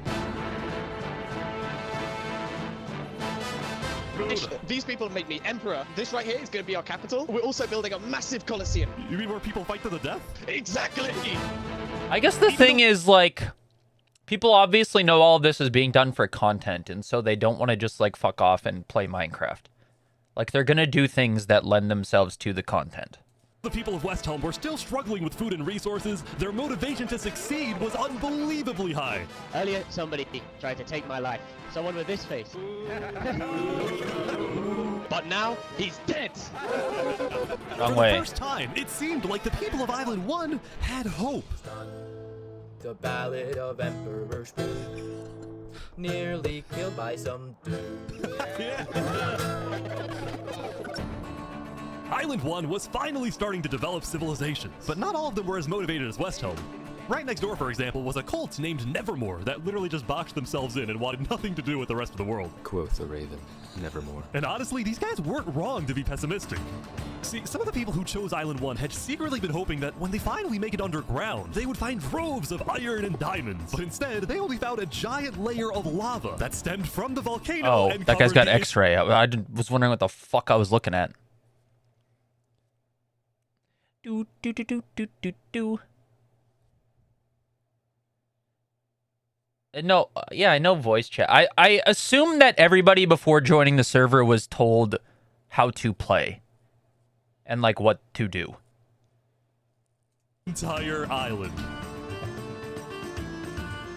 Like not This specifically what to do, but like a general idea of what's going on and what they want people to be trying to do. Layer ended up killing a lot of people. That said, a lot of people Did that weren't necessarily fucking angry at the idiot just dig straight down? layer ended up killing You a dumb lot of bastard. people.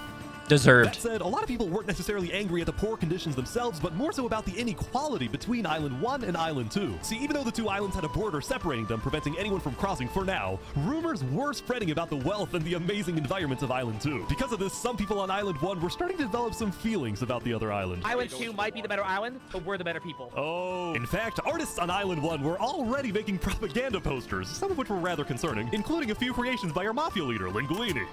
Speaking of Lingolini, there was some drama on the volcano on day 2. I just survived. Wait, hold the fucking phone. They went outside of Minecraft to fucking talk shit? That seems like too far. I don't think that should be allowed. What? Whoa. Mamma mia, help me, I'm getting chased. Lego likes just to take me out of nowhere and I had to run down the mountain. It was becoming a pretty common occurrence on Island 1 for people to try to rob or murder as a means to get food or resources. But Lingolini was not going to let that slide. Well, what are you going to do about that then? I put the heat out on him. Everybody in the mafia knows that the Lego likes is an enemy of the mafia. But then, during our interview... Oh wait, who's coming out over here? There's some people coming down. Oh, there's a whole ass gang rolling in. Oh, really? Lingolini had decided to share his volcano territory with a larger group called Infernus, whose main goal was to preserve and protect the sacred land of the volcano. I spoke with the leader, a player named Seneca, who described herself as the Queen of Infernus. We are a nation of the flame. We have to treat the volcano with the respect it deserves, and we hope we can work with Lingolini to do just that. Seneca and Lingolini agreed to protect each other in case of an invasion, and use the volcano's height and flowing lava to their advantage. If anybody tries to attack us, we'll kick them out like a Koopa shell. Now, speaking of invasions, on day 2, the Cass Coalition was approached by an army of boats. Oh, crap. Guys, I think we're under attack. It looked like for some reason the Commonwealth was coming to attack. No, we can't fight this. We gotta run. Get everyone out, get everyone out. But after a few moments of panic, it turned out to be just a group of immigrants who had gotten lost. We are not here to invade, I swear. I'm not here to invade you, we promise. What about y'all here? It's you But I didn't do anything, I just followed them. You brought them all, I didn't do anything. The leader of the migrants, a player named 3Below0, profusely apologized for the scare, and then the migrants took off. What's going on, Gus? I know they didn't mean to do that. I'm telling my people not to worry. Glad to hear. Now on day 2, hold on players a second. finally realized that Island 2 was not technically banger. an island at all, but an archipelago or chain of islands. The northern island was an optimal place to settle with open fields, trees, and wildlife. So naturally it had the biggest civilizations, including the Commonwealth, the Cass Coalition, and a huge kingdom named Tricolor, ruled by a monarch named Jophiel. The red stands for the underground, the green for plains, and the blue for the coast. The center island, meanwhile, had pink cherry blossom trees, and was the home of a small nation called Barbie Land. What is this? Life in plastic? Oh god. It's fantastic. Okay. And lastly, the southern island was big, but also extremely dense, flooded with jungles and swamps. As a result, nobody really wanted to stay there, although I did find one person.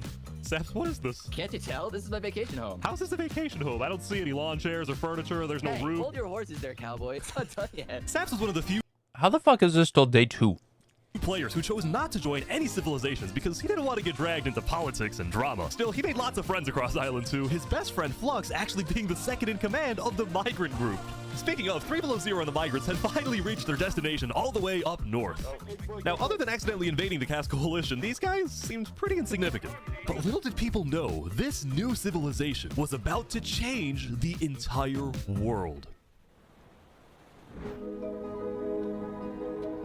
We are blessed to live where we live, and we intend to use it for good. Squidward? We are enlightened. We are the light.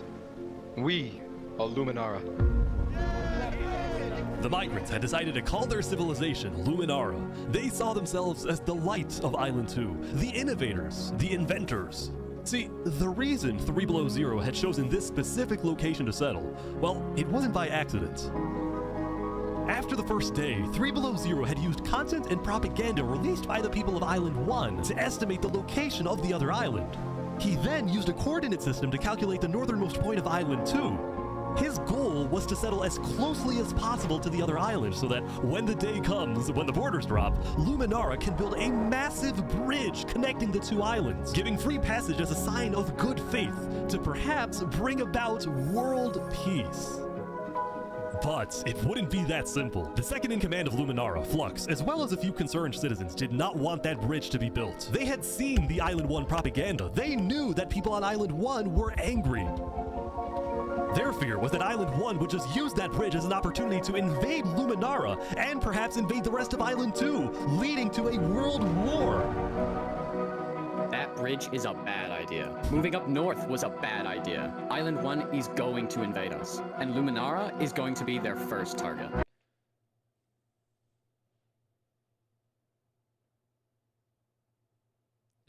When do the borders drop? Probably here, the most replayed. What about the goal of world peace? I respect our leader's goal, but he's dead wrong. We shouldn't be trying to befriend our enemies. The way we're going to achieve world... Dude, I'm a hater. I've learned on this day. I don't fuck with this. It feels so fucking fake and scripted to me. I don't know what the hell I was expecting. Like, more genuine interactions, I suppose, but it all just, like... I thought there was gonna... I don't know what I thought. I'm skipping to day 9. The numbers are 335 to 417. Yesterday, Saps had spent the day getting brought into meetings with the most important people on Island 1, and he didn't really know what to make of this. In one sense, he was incredibly lucky to finally have some support. But he also questioned how real the support is, and who he can really trust. See, Saps knew that the Covenant generally did not like the people of Island 2. The Covenant believed that Island 1 was the supreme island with better culture, customs, and traditions. They were also known to be ruthless, having massacred the entire Lingolini Mafia. It's why Saps was Wait, suspicious he's of literally Podcast giving me a recap right now. To continue this is protecting perfect. It, especially after he ran away. But Saps knew he They got the needed Linguini powerful Mafia? allies as world tensions were ramping up. When Spoon invaded the Commonwealth yesterday, he got a lot of criticism, mostly from his own neighbors, who were blindsided by the move. Spoon could have dragged all my people. Spoon is still here? They haven't killed that fucker yet? Is a nation How do you... Someone tried to assassinate him on day 1, and this guy's still fucking here? of peace. Like that, any hope for a Big Four alliance was basically dead, especially since the other nations were now dealing with problems of their own. Oh? Earlier yesterday, Queen Seneca had found out that Elysium... I guess you're supposed to, like, get invested. It's like a reality show, but in Minecraft. However, I fucking hate reality shows, so... Newspaper Daybreak Media had somehow found out that she had directed the Covenants to kill Lingolini. This is why Seneca was so quiet yesterday during the Island 1 snow meeting. She knew this story would be coming out, and she was trying to figure out how she would respond. And on day 9, she made her decision. To dissuade people from invading Infernus, she would show strength by doubling down and hold a joint ceremony with the Covenants, parading around Lingolini's head. Wow.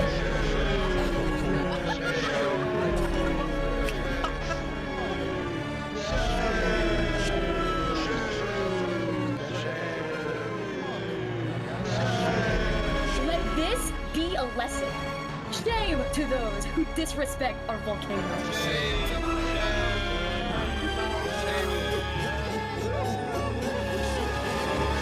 Meanwhile, on the other side of the island, the Blue Cross was hosting a meeting. Vietnam, I'm getting word that Infernus is having a ceremony to burn the head of Mario. If I can't get his head back, then it's war. I will put my hands around each and every one. The leaders and representatives then decided that Infernus needed to be punished, and they started discussing whether or not to declare war. But then, not even a minute into the discussion... If everyone is against them, then we are not going to... Benji's dead! Benji Button. What? Benji, the leader of Elysium, had suddenly died. And before anyone could even ask about what happened, a member of Daybreak Media made a shocking revelation. We know that Benji had been one of the people who made the call to kill Lingolini. What? Apparently, Benji had admitted to Daybreak Media that he, alongside Infernus, had approved the killing of Lingolini. At the time, Benji believed that killing Lingolini would finally resolve the conflict over the volcano and bring peace to the island. But he ended up seriously regretting this decision, so he told Daybreak Media everything, exposed Infernus, and then ended his life. Oh, he killed himself. Wow. Now, because Benji had repented, the Blue Cross Conference decided not to punish Elysium and instead focused on Infernus. I don't know about war. Maybe a trial? Give Infernus a chance. This is not... When the fuck is this at the meeting, and the border dropping, brother? With his idea. So later today, there would be a trial against the entire nation of Infernus. I just want to see who wins. Now, when the meeting came to an end, Flux was approached by a few guards from Tricolor. Alright, look. We know about the assassinations, alright? What You're under arrest. You're coming to Tricolor. You're gonna have a fair trial. Just come with us. What are you talking about? Tricolor had issued an arrest warrant for Flux after they obtained incriminating video evidence from a citizen of the Caste Coalition. Being possibly responsible for the death of Jovial in any capacity. What are you talking about? We know Seraphim was guilty of that. There are concerns that you may have been involved in other ways. If you believe yourself innocent, I believe that you are. I trust that you're innocent because you were. But right now, the most important thing you can do is... I fucking can't.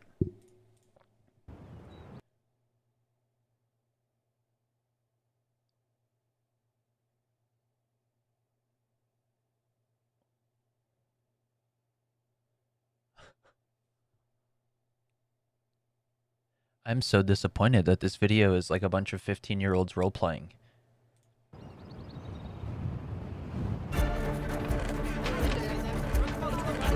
It's literally what this is. It's a bunch of fucking Minecraft teenagers role-playing. Alright, let's go, let's go! And so, the Caste Coalition set off on their mission to kill Flux once and for all.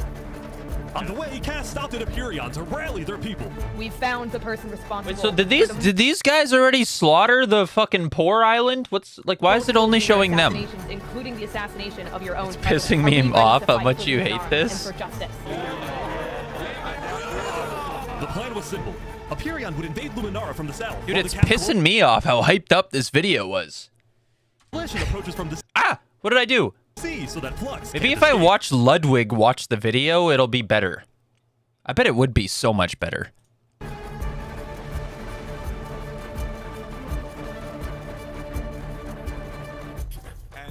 I just,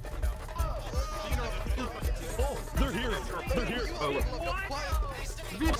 Flux is running. Oh, surrender! They're after him. Surrender, Flux! I don't want to do this! Oh. Okay, wait, surrender!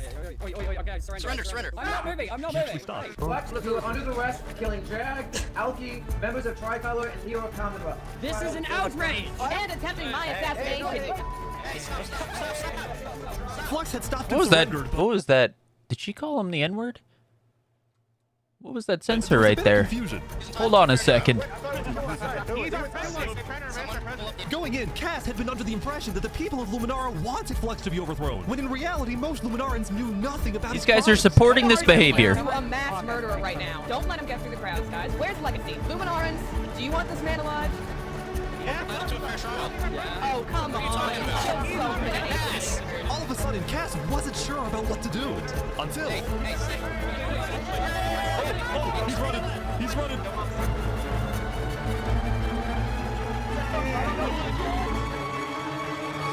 Is it a trap?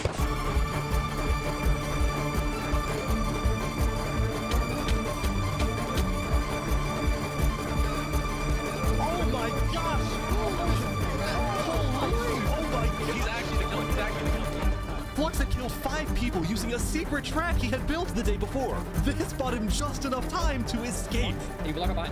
That said, Flux knew there'd be a lot of people after him, so when he dug to the surface, he ran straight to the ocean and fled Island 2.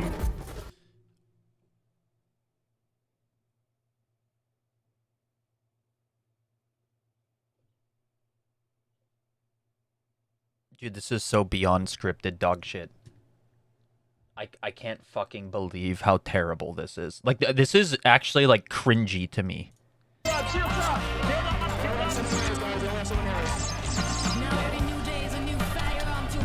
Oh, now they're all fighting. Well, it's the Covenant. Get down off our mountain.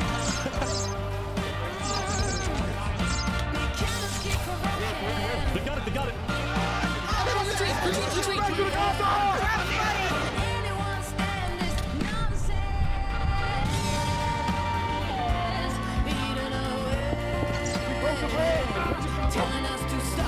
So are people like aligned from different islands, or is this just the two islands fighting each other right now? No, they're aligned. There's oranges and greens together. Wow.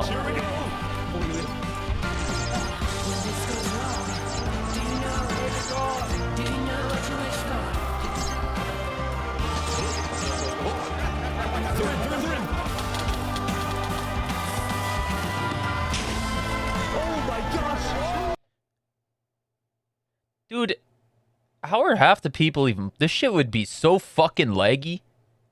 I'd be raging my ass off. Die to fucking lag.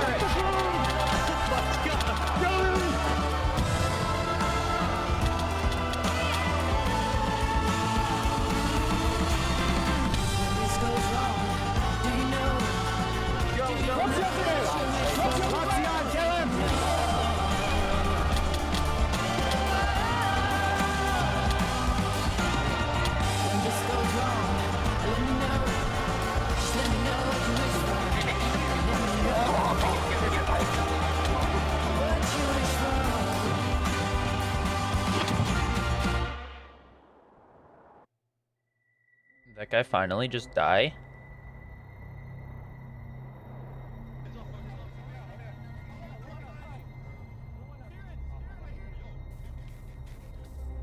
Skip the last 2 weeks. Oh, you mean... I thought you meant of this. I was like, there's only 10 days.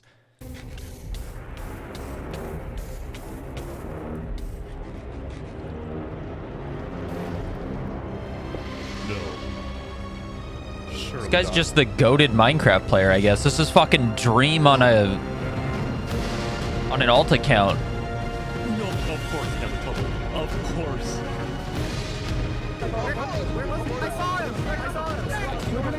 Run away! He's missing? Hold on.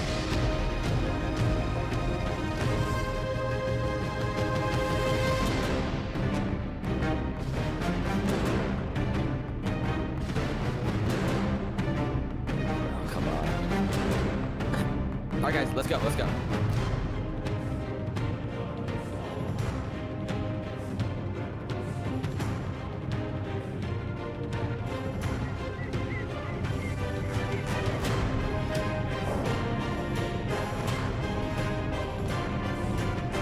What?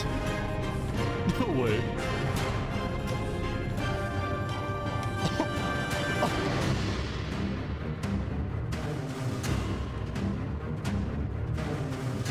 Wow, you actually showed up. Can't say no to a friend, can I? Let's make this a fair fight, okay? Flux. Look at all these people dying right now because of you. You know, Saps, none of this would have happened if you had died like you were supposed to. Oh my fucking god, brother.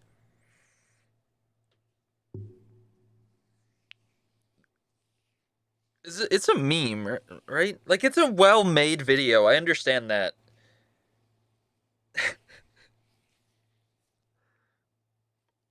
I just can't. I'm sorry for everything you've had to go through. With this dialogue shit, dude.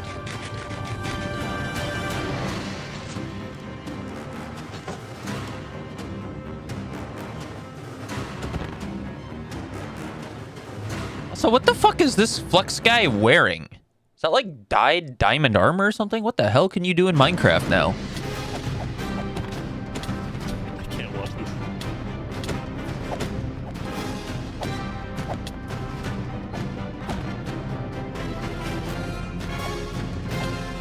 Flux has to finally die here.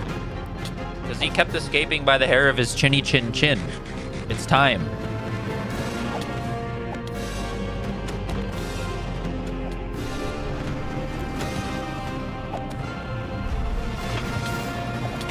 Oh my gosh!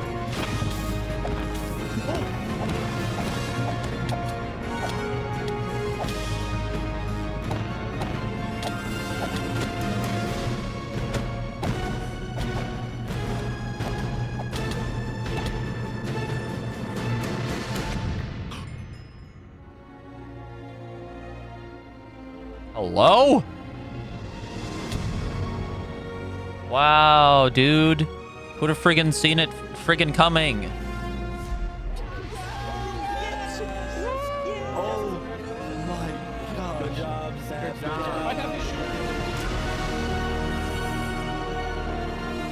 Saps had killed Flux, and with that, Flux's reign of terror was over.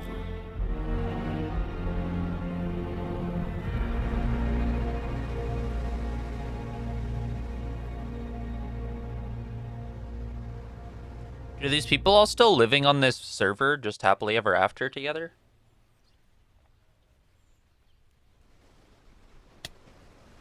$129 to $191. That's still a lot of people. We gather to honor the What the hell were all those pussies doing during the Great Battle? Since then, I think we haven't felt the same. I know I certainly don't. The Island 2 West Helm Alliance had defeated the Infernus forces, but winning had come at a high cost.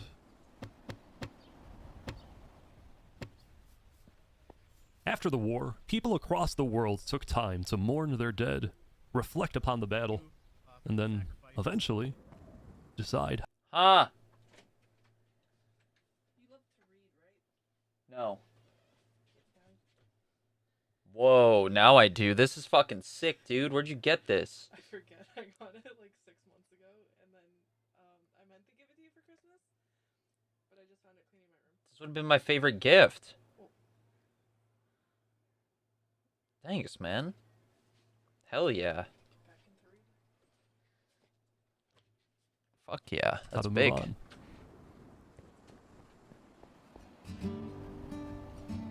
Oh, dude, never forget the Linguini's Mafia. Now that Infernus, the Covenant, and the Commonwealth were off the map, there were talks of creating a new world government. But ultimately, it never really materialized, and all the remaining nations just agreed to do their own thing and have peace.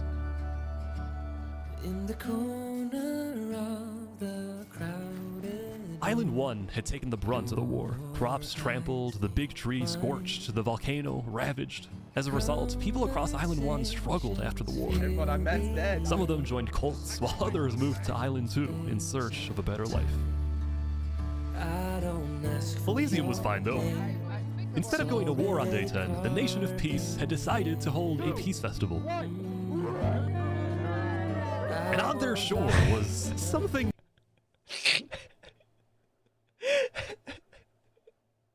Oh, those were the special folk, dude. What the fuck was that?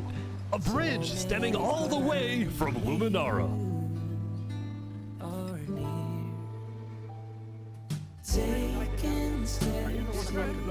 And so everybody lived on in peace, including Saps, who at long last had returned to Island 2. Those brings back memories. Still, the world wasn't totally conflict-free. The Cask Coalition Bakery was yet to be exposed for causing the death of Wood Daddy. And Knight Arcturus was still in hiding, yet to be found by Westhelm.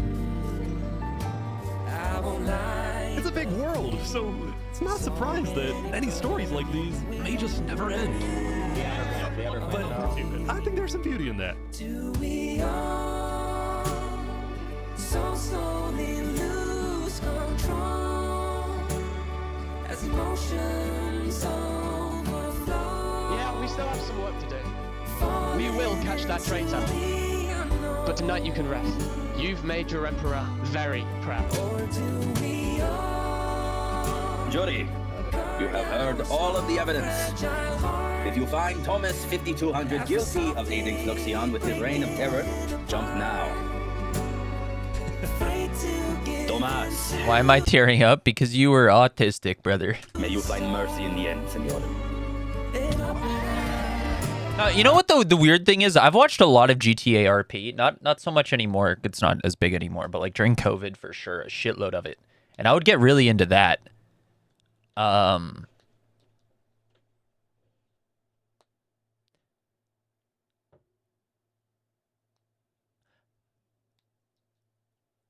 It just wasn't really, I don't know. Like, I didn't go into this video expecting it to be a role-playing thing for some reason.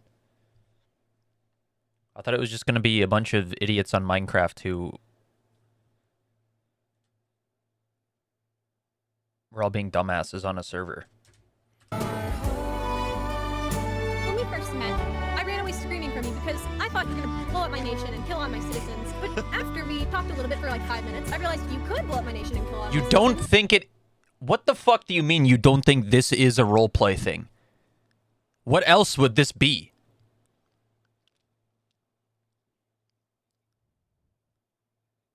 But that doesn't mean you will. Barbie, you take Oppenheimer to be your one and only candidate.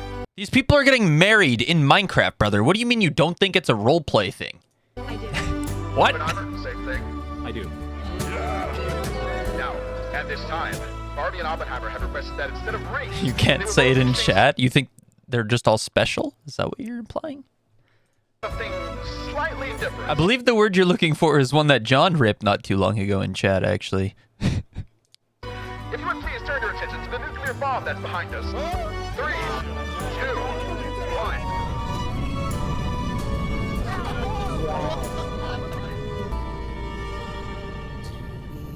1. How'd they do that? That was crazy. Oh. See, now that's kind of sad.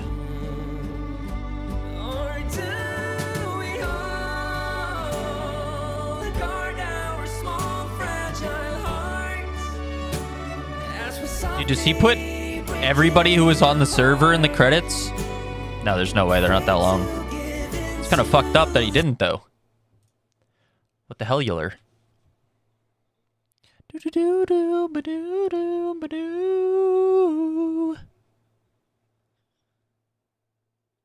There's 8,000 plus applications. Wow.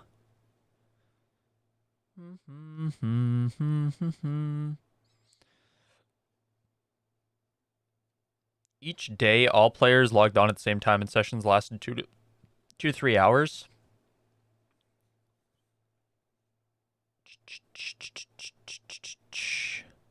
Oh. Dude, they banned random killing. That makes so much more sense.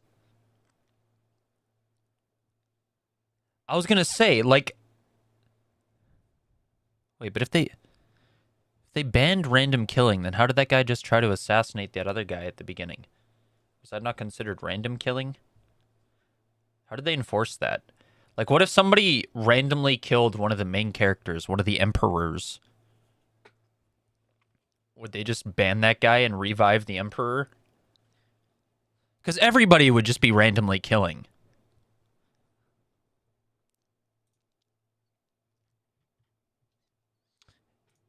Anyways. Yeah, that wasn't too bad. It was a very well edited and put together video with some fantastic music, even if I wasn't the biggest fan of the content. That's the last video this channel uploaded? Oh, this channel does not upload often. What the fuck? 2 years ago, 2 years ago, 11 months ago, 5 months ago. That's crazy.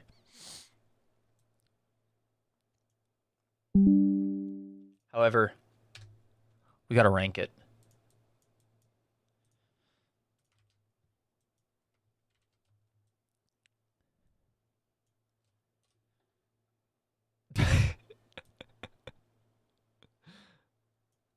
to go in and B. Dude, why'd you just get so angry about it? It's true though. I have not pulled the would you rather in a second. It's you're speaking facts. Dude, look at this. Look at this freaking bookmark my sister brought me during that video. She said she meant to give it to me for my birthday, or for Christmas, but she forgot. It's a freaking... Look at that shit.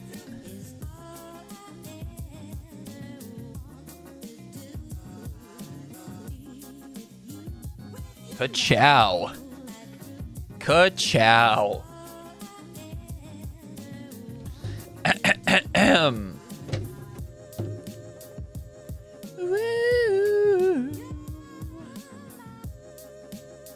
hell did I just do?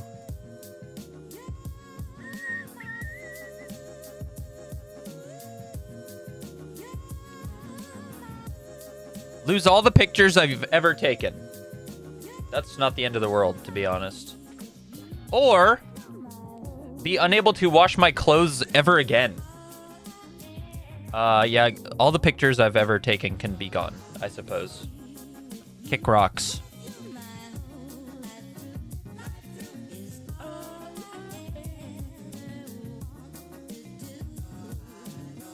I don't be taking very many photos anyways. That's entirely fine by me.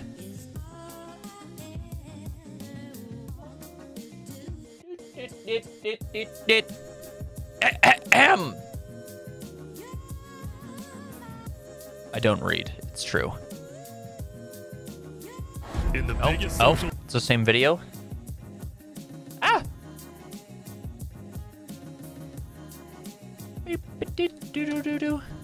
Yeah, it's got to be all of them, brother.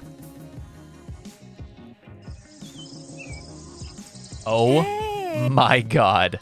Ladies and gentlemen, the next video on the quest to finding the greatest YouTube video of all time. Charlie the motherfucking unicorn. Hey, Charlie. Hey, Charlie, wake up. Yeah, Charlie. You silly sleepyhead, wake up. Oh God, you guys. This had better be pretty freaking important. Is the meadow on fire? No, Charlie. We found a map to Candy Mountain. Candy Mountain, Charlie. Yeah, Charlie. We're going to Candy Mountain. Come with us, Charlie. Yeah, Charlie. It'll be an adventure. We're going on an adventure, Charlie. Yeah, Candy Mountain, right. I'm just gonna, go back to sleep now. No, Charlie. You have to come with us to Candy Mountain. Yeah, Charlie. Candy Mountain. It's a land of sweets and joy and joyness. Please stop bouncing on me. Candy Mountain, Charlie. Yeah, Candy Mountain. All right, fine. I'll go with you to Candy Mountain. La la la la la. La la la la la la la. Enough with the singing already. Our first stop is over there, Charlie. Oh God, what is that? It's a Leopleurodon, Charlie. A magical Leopleurodon. It's gonna guide our way to Candy Mountain. All right, guys, you do know that there's no actual Candy Mountain, right? Shun the non-believer. Shun. Yeah. Whoa, what do you mean, what is this? This is an absolute classic. Uploaded January 10, 2008. 45.5 million views. It has spoken. It has told us the way. It didn't say anything. It's just over this bridge, Charlie. This magical bridge of hope and wonder. Is anyone else getting, covered in splinters? Seriously, guys, we shouldn't be on this thing. Charlie. Charlie. Charlie. I'm right here. What do you want? We're on a bridge, Charlie. We're here. Well, what do you know? There actually is a Candy Mountain. Candy Mountain, Candy Mountain. You fill me with sweet, sugary goodness. Go inside the Candy Mountain cave, Charlie. Yeah, Charlie. Go inside the cave. Magical wonders are to behold when you enter. Yeah, thanks, but no thanks. I'm gonna stay out here. But you have to enter the Candy Mountain Candy Cave, Charlie. Oh, when you're you're down and looking for some cheering up, then just head right on up to the Candy Mountain Cave. When you get inside, you'll find yourself a cheery land, such a happy and joy-filled and perky merry land. They've got lollipops and gummy drops and candy things, oh so many things that will brighten up your day. It's impossible to wear a frown in Candy Town. It's the mecca of love, the Candy Cave. They've got jelly beans and coconuts with little hats, candy rats, chocolate bats. It's a wonderland of sweets. Ride the candy train to town and hear the candy band. Candy bells, it's a treat as they march across the land. Cherry ribbons stream across the sky and to the ground. Turn around, it astounds, it's a dancing candy tree. In the Candy Cave, imagination runs so free. So now, Charlie, please will you go into the cave? Alright, fine. I'll go into the freaking Candy Cave. Wow. This better be good. Yeah. Goodbye, Charlie. Yeah, goodbye, Charlie. Goodbye? What? Hey, what's going on here? Hello? Who is that? Oh, what happened? Oh, they took my freaking kidney.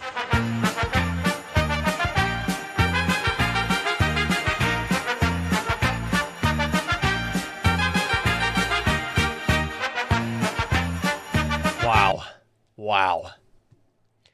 I mean, you talk about a fucking classic.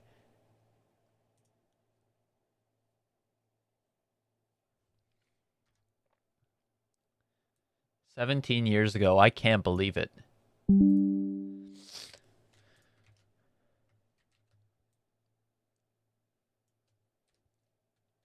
That video was truly ahead of its time. I mean, you talk about the woes of the storytelling and the acting within that Minecraft video. Charlie the Unicorn excels everywhere that the previous video did not. The animation style, even the original music, Charlie the Unicorn goes in A tier. Absolutely. Without a doubt in my fucking mind. They're also live right now. What the hell do they live stream?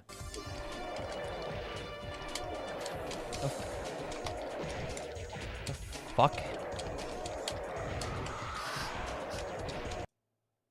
Very glad they had. The hell? What on earth? All right, what have we got here? Let me know. What the hell is this? I genuinely have no fucking idea what this video is. Cicada 3301, an internet mystery, 40 million views, uploaded May 2018. I have not a clue what this is.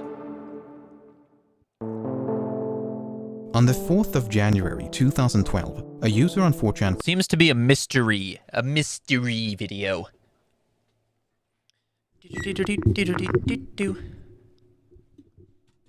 posted this image to the site's infamous B or random board. The anonymous author, who went by the 4-digit pseudonym 3301, challenged users to uncover a message hidden within the image. Unbeknownst to those who stumbled across it, someone had just set in motion one of the most elaborate scavenger hunts the internet has ever seen.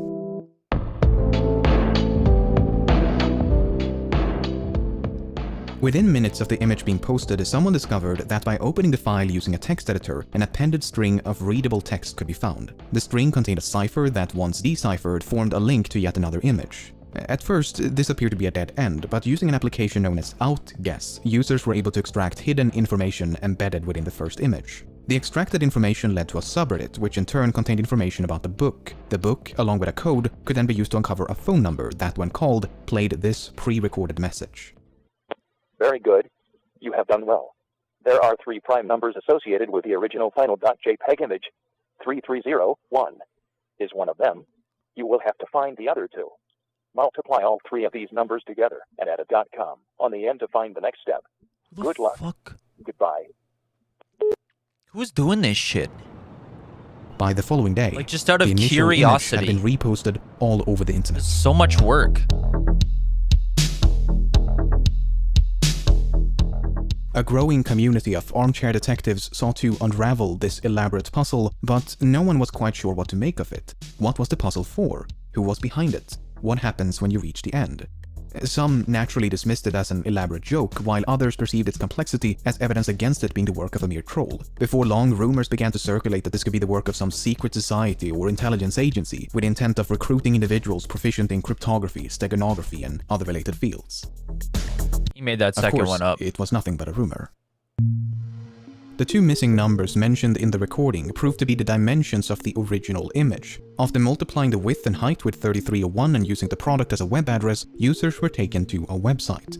The website consisted of a countdown as well as an image of a cicada. When the countdown reached 0, the page was updated with a list of coordinates. The coordinates pointed to locations around the globe, 14 locations in 5 different countries. It was now up to participants living near the specified coordinates to rise from their comfortable armchairs and venture outside.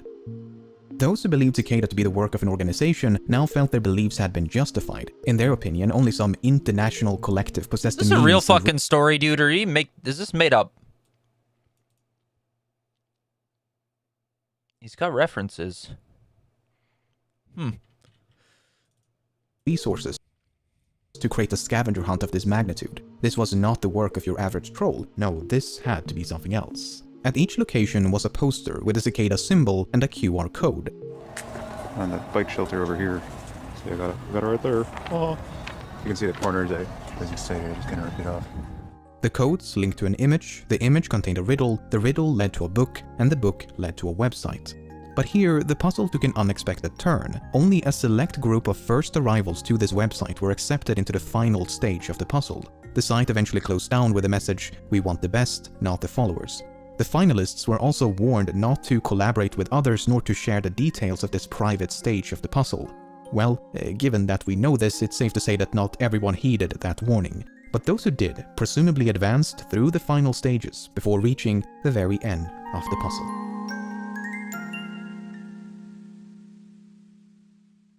After nearly a month of silence, an image appeared on the subreddit announcing the conclusion of the puzzle, and just like that, the hunt was over.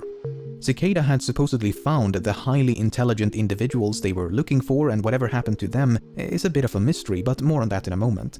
The complete lack of an explanation was perceived by many as confirmation that the puzzle had been nothing but a wild goose chase intent on wasting everyone's time. After all, questions raised by the original image remained unanswered. What was the puzzle for? Who was behind it? What happens when you reach the end? However, as it later turned out, this was only the beginning.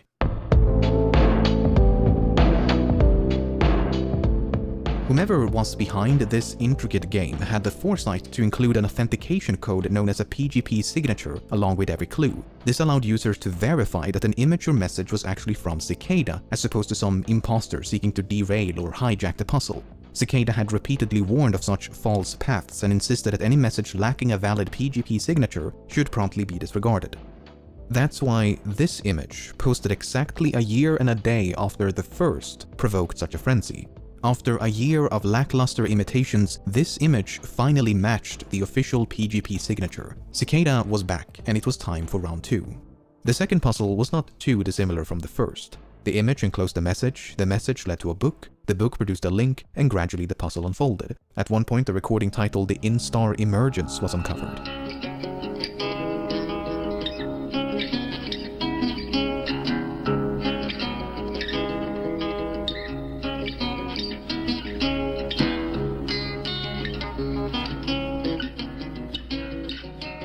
Another clue led to a cryptic Hey, Happy New Year, John.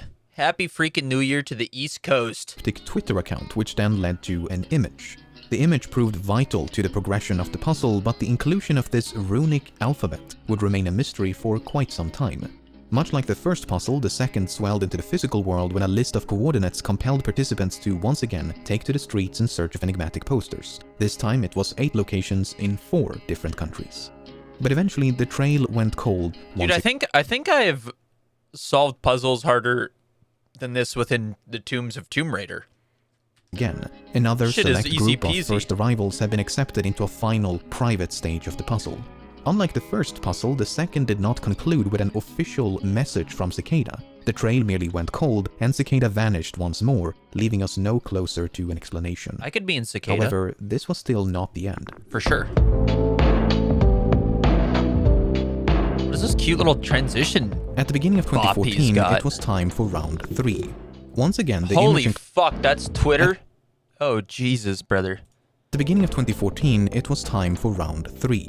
Once again, the image enclosed a message, the message led to a book, the book produced a link, and suffice it to say, it was more of the same. Except this time, the puzzle seemed to revolve around a strange book. The book was titled Liber Primus, meaning first book in Latin, and was evidently written by Cicada. The runic alphabet uncovered in 2013 finally made sense, as the book was primarily written in runes. Even so, the meaning of the translated pages were cryptic at best. The book consisted of various philosophical and ideological ideas and appeared to be their manifesto. Many have since compared the strange writings to that of a cult. Nevertheless, the book also comprised a myriad of clues and codes. For example, this page advised participants to seek out a website on the deep web, but the site remains undiscovered. Another page led to a website containing yet another recording titled Interconnectedness.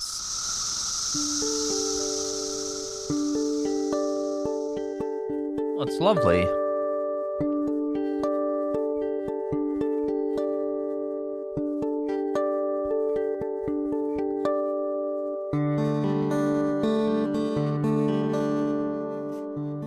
However, a significant portion of the book has yet to be translated.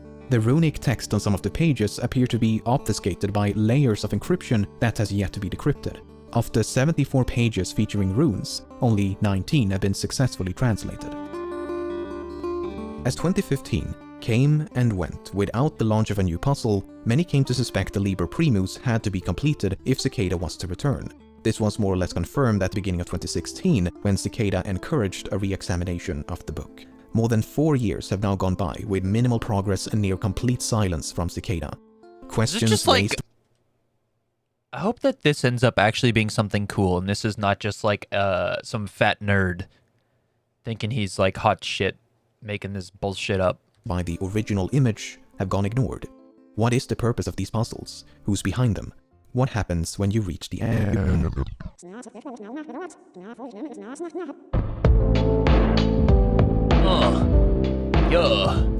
Hey. When the initial image appeared on 4chan back in 2012, many assumed Cicada 3301 to be an alternate reality game designed by a corporation to promote a dog shit at puzzle. Okay, new service or product. Fucking bullying me, dude. Look at this shit. Watch this. Watch how fast I fucking do this puzzle. Get me in there. What the fuck ass shit are these words? We gotta shuffle. What the fuck is a champagne flute in channels surf? What the fuck is this shit? Rocky is a guy. And so also is... Ball drop. Okay, does anything else happen when you hit puberty? Wait. Stuff from Philly. Rocky, cheesesteak. I don't know what the fuck else is from Philly, dude. Brotherly love? It's a city of brotherly love? See, I'm fucking cooking. I don't know what any of this other shit is. Like, what the fuck's a champagne flute? It's obviously stuff to do with Philadelphia. It's probably something fucking stupid, like the noisemaker was invented in Philadelphia. Dryer? What the hell's a bay leaf?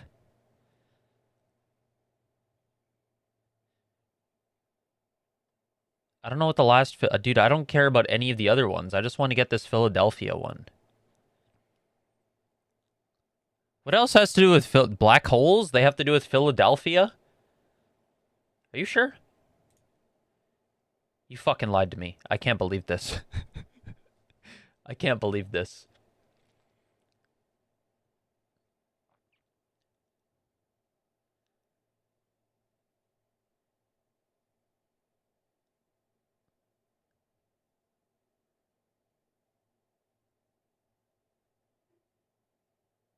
What the fuck is Chanel's channel surf? What the hell is that? Oh, that's from Philadelphia. Channel surfing. Change channels frequently. Okay, that's what that's referring to. What? The autofill... Didn't the autofill just say Philadelphia? It did. What Oh, that's literally just links about the New York Times connections answers for today. What's a champagne flute, dude?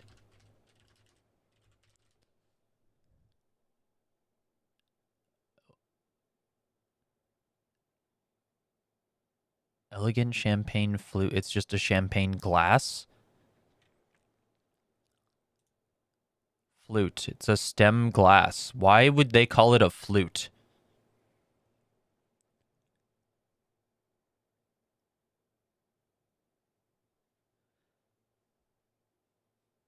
Sea bass. Maybe it's...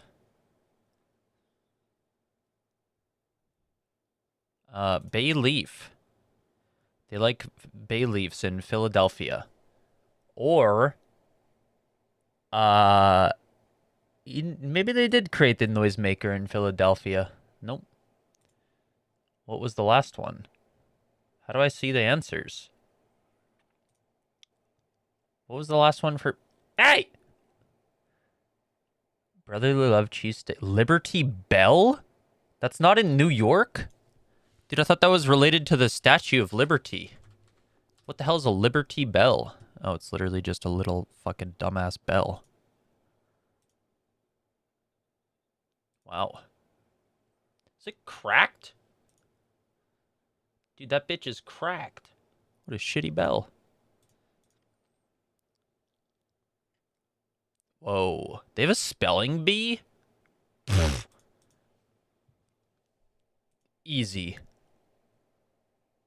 What the fuck am I looking at? What the fuck is this?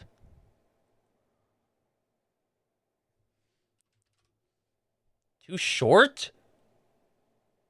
Where's the fucking rules, brother? How to play. I think they popped up when I opened it and I just immediately closed it. Words must contain at least 4 letters and they must include the center letter. Oh.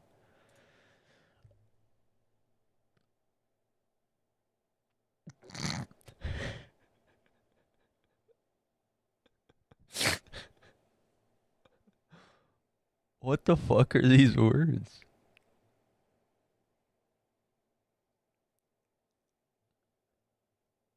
Oh, dude, I fucking got it. Taco. Boom. Fuck with me. Hey, Megaverse.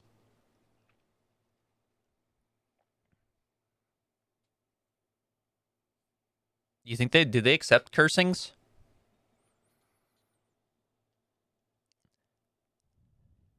I beg to differ. I think that's exactly what you paid the $24.99 for. Stay screaming. What do you mean Liberty Bell, you dumb fuck? Why the fuck would I ever know what the Liberty Bell is? Or where it is? For example, Microsoft developed an elaborate ARG back in 2001 to promote the film Artificial Intelligence, and a similar viral marketing campaign was used to promote the release of Halo 2. Wait, with the what? service Cicada 3301 to be an alternate reality game designed by a corporation to promote a new service or product. For example, Microsoft developed an elaborate ARG back in 2001 to promote the film Artificial Intelligence, and a similar viral marketing campaign was used to promote the release of Halo 2. But the release of subsequent puzzles and the complete lack of commercialization has more or less eliminated that possibility. If we choose to believe some of the leaked information from the private end stage of each puzzle, then we do gain some insight into who this group might be. For example, at the end of the first puzzle, finalists supposedly received this email. In it, Cicada described themselves as an international group who believe that privacy is an inalienable right. The aim of each puzzle is to recruit like-minded individuals in an effort to develop privacy-conscious solutions. The email then concludes with 3 questions. The PGP signature, which would have confirmed the authenticity of the email, was conveniently removed by the leaker. If a version with a valid signature does exist online, I was unable to find it. But regardless of its legitimacy, It is big history. I promise you it is not. Especially not in fucking Canada. Find this question a bit odd. It reads, do you believe that information should be free? Assuming the expected answer is yes, then the very first sentence, do not share this information, seems a bit hypocritical. While the idea of a secret society recruiting individuals by means of elaborate cryptographic puzzles may seem a bit absurd or even conspiratorial, it's not entirely unfounded. Corporations and governments alike have employed similar recruitment techniques since The only link that I have to that, and the reason I should have got it, is because when WrestleMania was in Philadelphia, the logo was a bell. I think.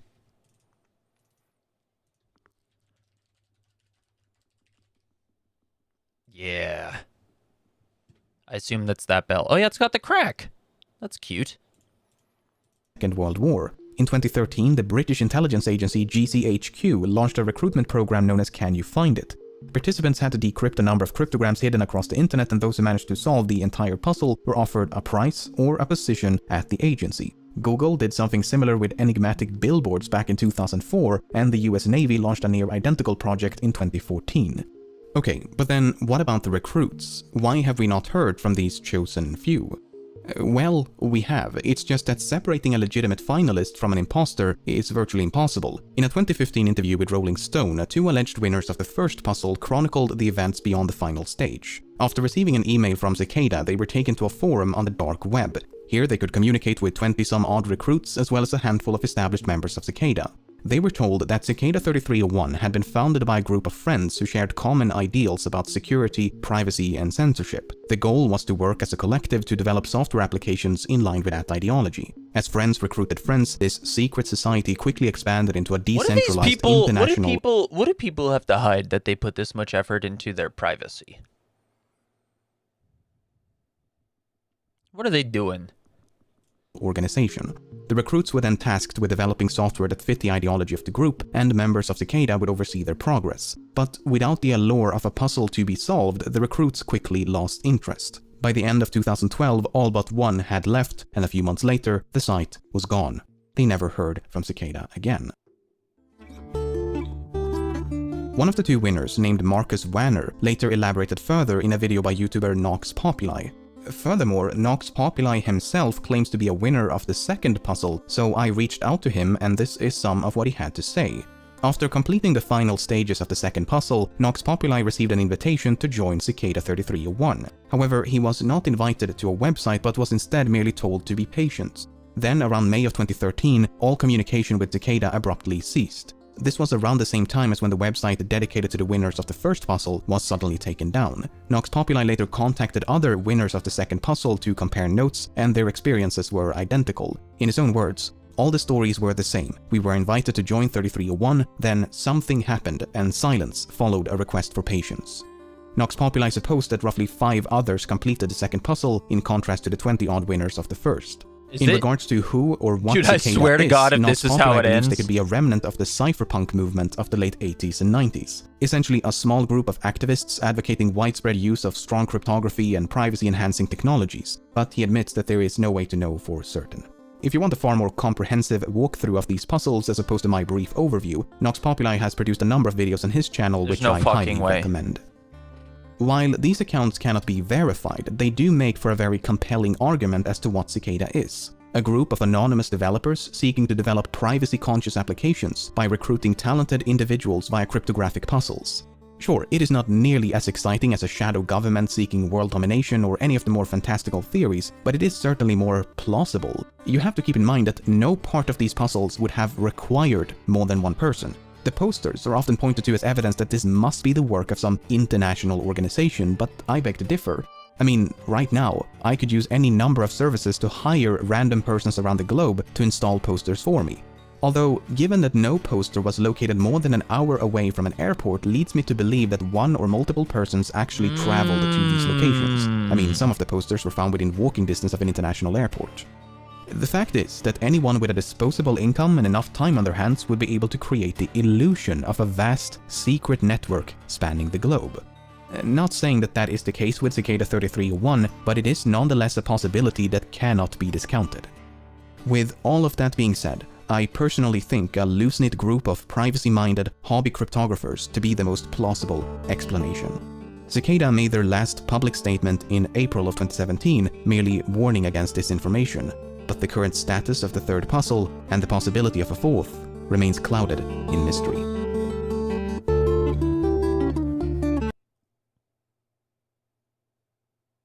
What the fuck Dude, I feel like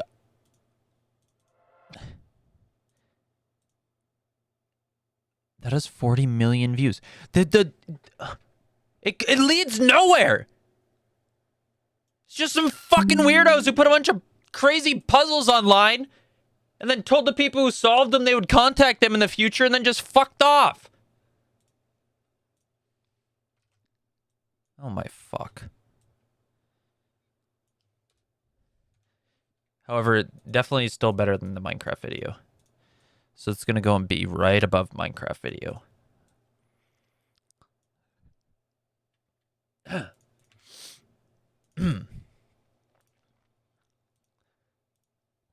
Whatever you do at the cross. Is this another fucking Minecraft? Is another fucking Minecraft video?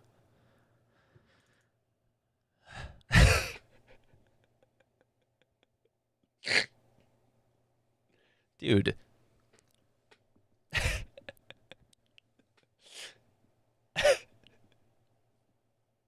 Hey, Chris. Yeah, what the hell are you still doing up? It's like 5 a.m. there. Happy New Year.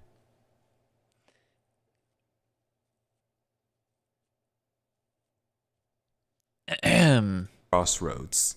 Don't turn left. This is the first line in a book that Avery claims. This is searching for a world that doesn't exist. This one was just uploaded 2 months ago. So I don't really know how it's on my list that I made in August. Wait a minute. I made this list August 24th. And this was uploaded on October 24th. Whoa.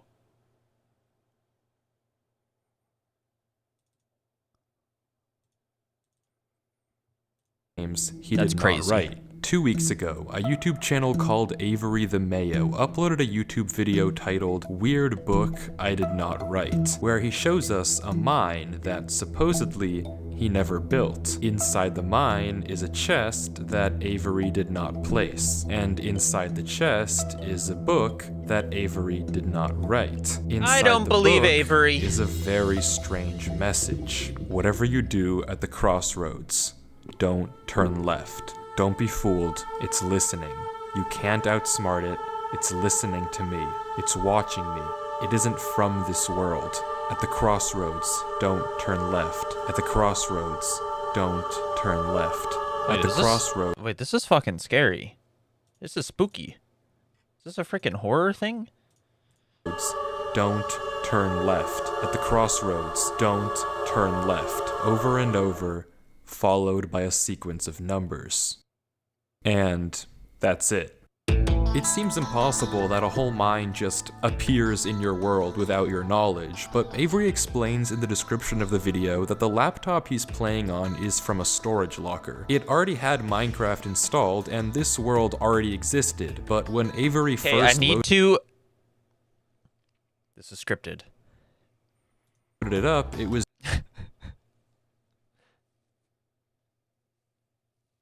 just a normal world. He only now discovered this mine a few hundred blocks from his house. So in that case, what Well, yeah, is this is very clearly like this channel has over 3 million subscribers. This guy's not out here watching fucking Minecraft videos with 3 views. Like, it's very obviously a channel and video that he set up to then make a video about on his big ass channel. this book? The contents are strange, and it's not evident what Dude, they I remember refer- when I was a wee lad. Let me see if I can find this shit. There's no way I'm gonna be able to find this shit. I remember I would watch Syndicate's Minecraft project all the time.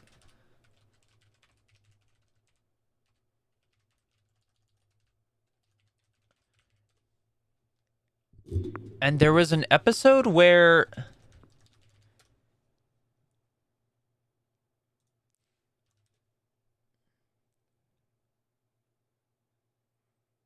I don't fucking know what episode it was. I'm not gonna be able to find it.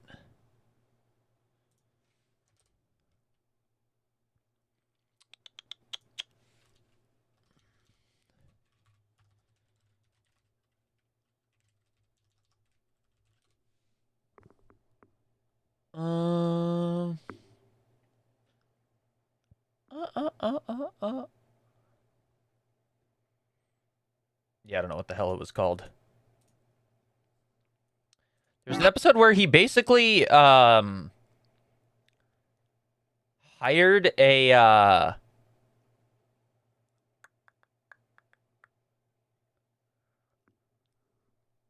like a team of Minecraft builders to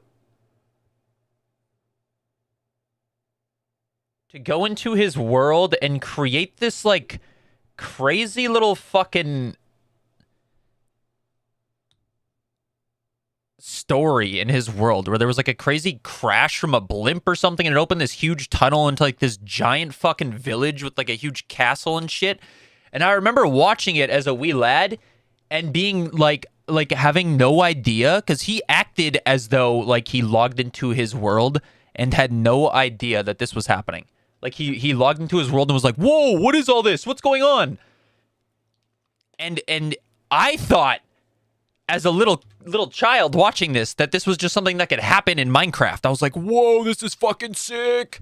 I had no fucking idea. I learned like way afterwards that this guy just fucking hired people, gave them his world file, and had them create all this for him. And then he entirely acted as if it was just a natural thing that happened in the fucking game. I was pissed when I found out. Or two. If anything, they just sound like some crazy rambling, but the numbers at the end are clearly some That's what this motherfucker's doing. Sort of code, so But maybe now we can I'm older and wiser, and I'm on to you, Mr. With wifeys. solve it and figure out what this book is talking about. Except we can't. The numbers go higher than 26, so it's not any alphabetical code. There are 4 sections, not 3, so it isn't coordinates. And in fact, there's not a single... This is deadass. This is the Minecraft version of the video I just watched with the that comes decoding. up as a good match for this code. If That's it is crazy. a code, it's unlike any code I've ever seen, and I wasn't able to decipher it. So, is that it? A strange one-off YouTube video and a dead end? Not quite, because for 2 frames at the very end of the video, Avery's inventory flashes a random pattern of blocks, and this time there is a code, because taking the first letter of the name of every block and capitalizing it if there is more than one, you get a string that perfectly matches the length of a Google Drive link, that when you enter, takes you to a folder. And this is where the true mystery begins. The mystery of a Minecraft world that Oh, doesn't Jesus Christ, how old am I? 24, brother. I appreciate that. That's very fucking kind to you, however, wildly inaccurate. exist. I'm gonna leave that one a mystery. Do I still have that shit in my Twitch bio? That needs to go immediately.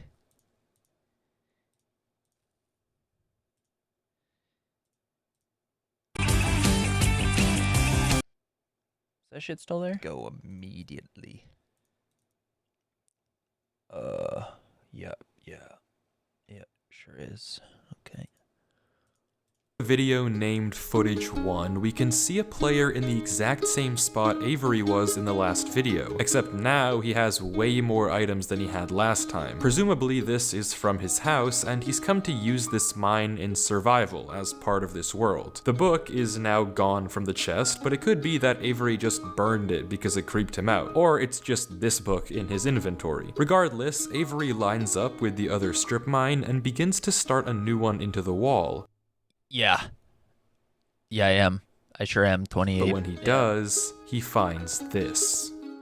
Sitting here on New Year's Eve alone watching Minecraft videos.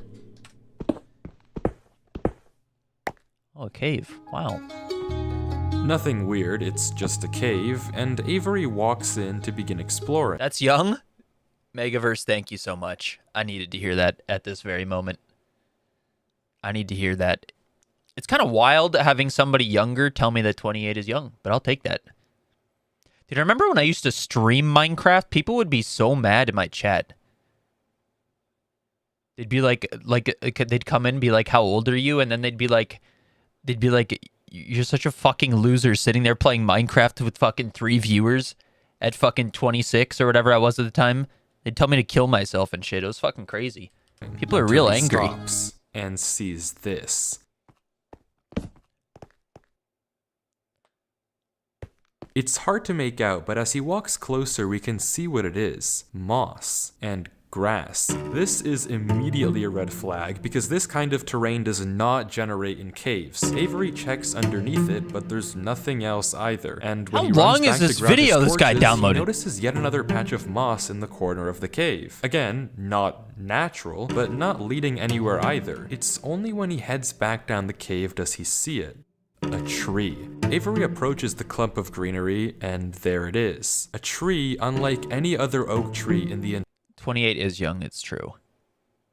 Brent, you're an angry fella tonight. You know that? The fuck's up your ass, brother?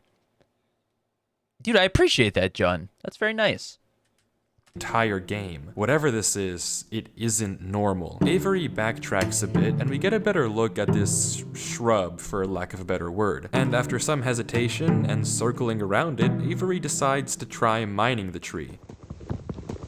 And he does, with no problem. It looks just like a normal tree, except normal trees don't generate underground. And it's not the only one.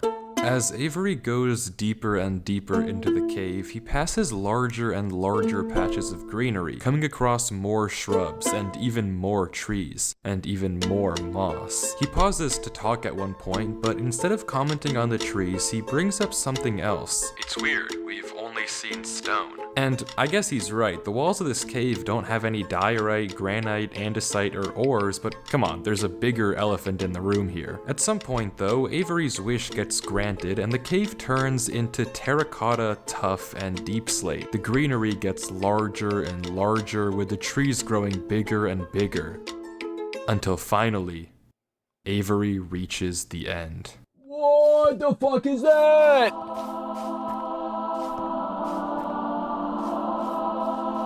Whoa.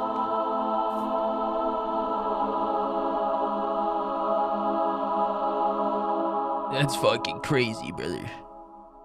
Avery stops for several long seconds, just taking everything in. The room is a giant This cave is the of exact same green shit as what I just said with that Syndicate world. This motherfucker. with strange... There's a whole fucking slew of children getting baited by this shit the same way I was. God damn it. God damn it.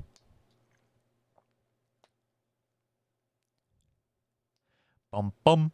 Well, they use program shit to like copy paste. They don't actually hand make all of it for the most part, typically. Megaverse, have you watched Stranger Things yet?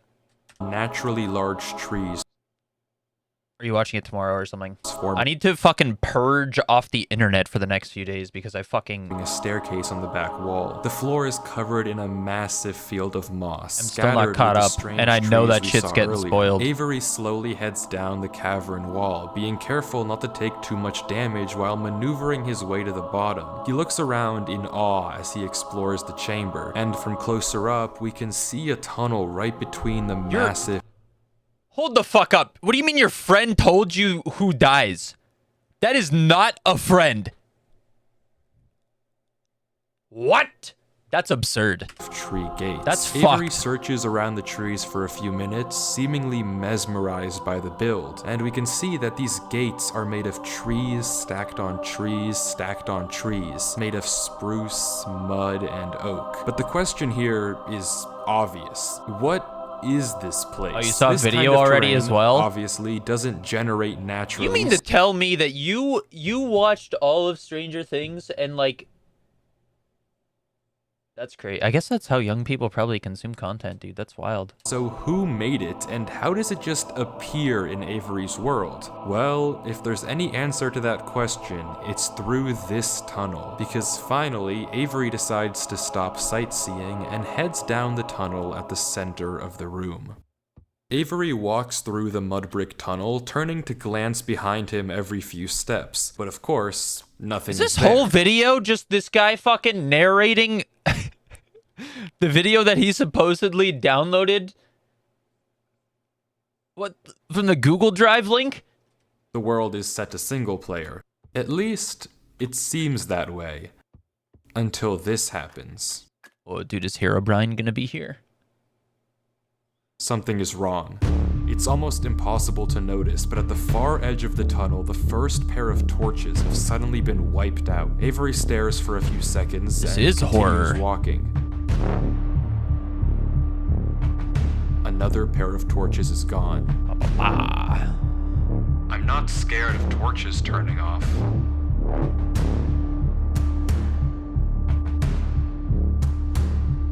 This is literally this guy narrating a found footage horror Minecraft video. Joke this is. But I already heard you in the. Oh shit, brother, you better run for your fuck. This guy's got zero awareness. Fucking run, motherfucker.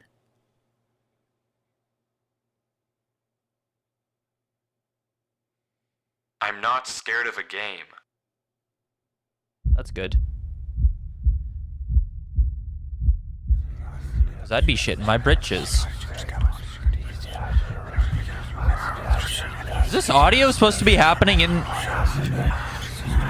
Like, am I to believe that this audio in my ears right now is happening in this guy's game? Whoa.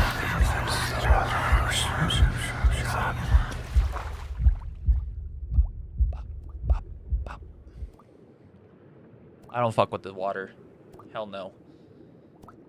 Why is this guy just drowning?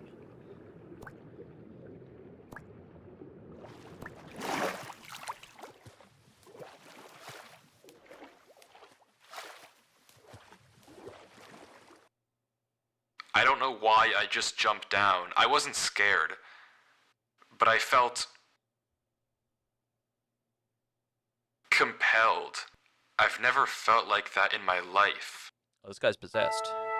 He got possessed through a Minecraft world. What is Shocked. going on here? Things just went from strange to incredibly creepy in a matter of seconds. This doesn't just happen on a normal world, but Avery did say he found this world on a computer he got from a storage locker. So maybe this is just a world that the old owner of this— Dude, I gotta pee. And if I keep watching this without going pee, I'm gonna piss my fucking pants. Be right back. What?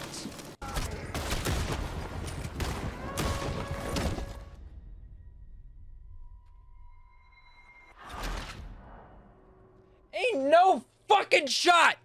It's the last day to try for a creeper. Now, I must say, it's looking grim. I went to 3 different McDonald's. 2 closest to me, I specifically asked if they have a creeper. Didn't have a creeper. Both of them only had that stupid blue villager that I opened last time. So, the last one, I was like, whatever. This is Hail Mary. I'm just gonna get the Happy Meal and hope that it's in there. Without further ado, we're looking for the green creeper. I'm not even gonna look. I'm gonna open it. Take it out. Please. Oh! Oh! Oh my god! Dude!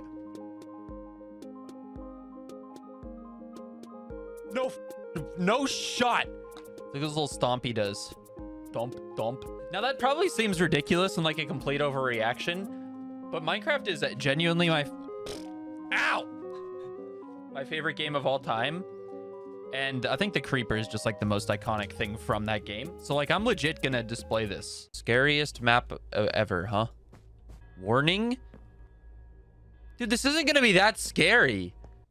Ah! What the? That guy doesn't look friendly.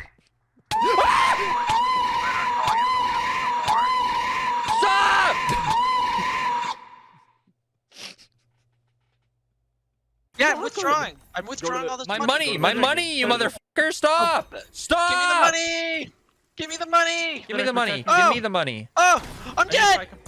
I'm dead! I'm dead! I'm dead! I'm dead! I'm gonna die! My family! I'm clock blocking the zombies. Dude, if you res me, I can Get in the doorway! Get in the doorway! They seem pretty shit though. Oh, they look cool. Yeah, they're too. Oh god, Dylan! What do you mean? You said you were gonna help me? Now you're buying Juggernog? I'm out of here. Good luck. This is it. These tasers I'm are dead. Good. I'm dead. I'm dead. You fucking whore!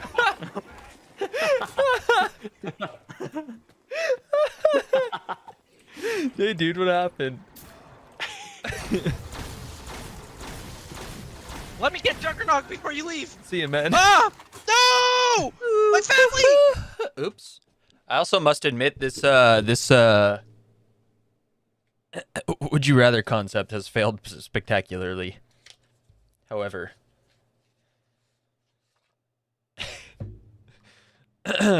would you rather have everyone you know or meet think you had sex with their partner? Wait a second, I've seen this one before. Wait, I've done that? Oh no, dude, the ones that I've done already got mixed in with the fucking... Have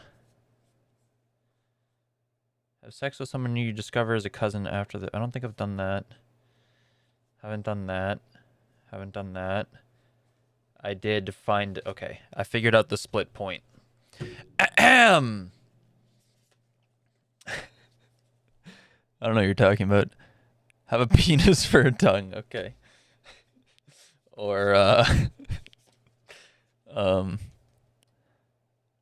have your nude photo printed on the front page of the New York Times. Oh my god, that would be fucking embarrassing, brother.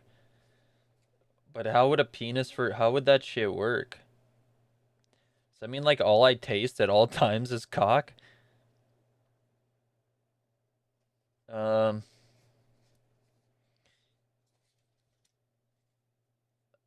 gonna... Wow, front page. How many people be actually, like, looking at the New York Times these days, though, you know? Oh, my nude photo? But surely I'm getting paid for that.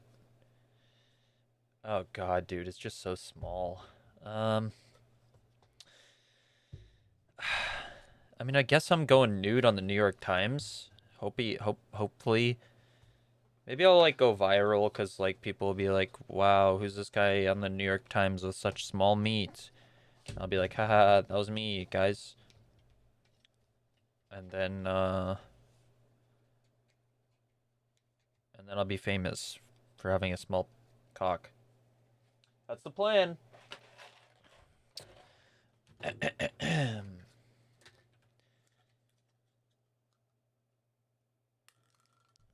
I'm not ripping 4. Boo. Oh, I don't think I have any more of those. I don't. I'm running low on the beans. That's all that's left. Shit. Shit. Shit. Shit. These fuck-ass spins. There we go. That's a... It landed on... Do I have any Tutti Frutti Stinky Sock? I think that's this one.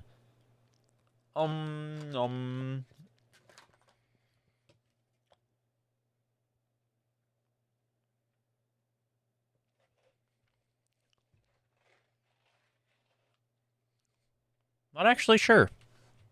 Tastes pretty good.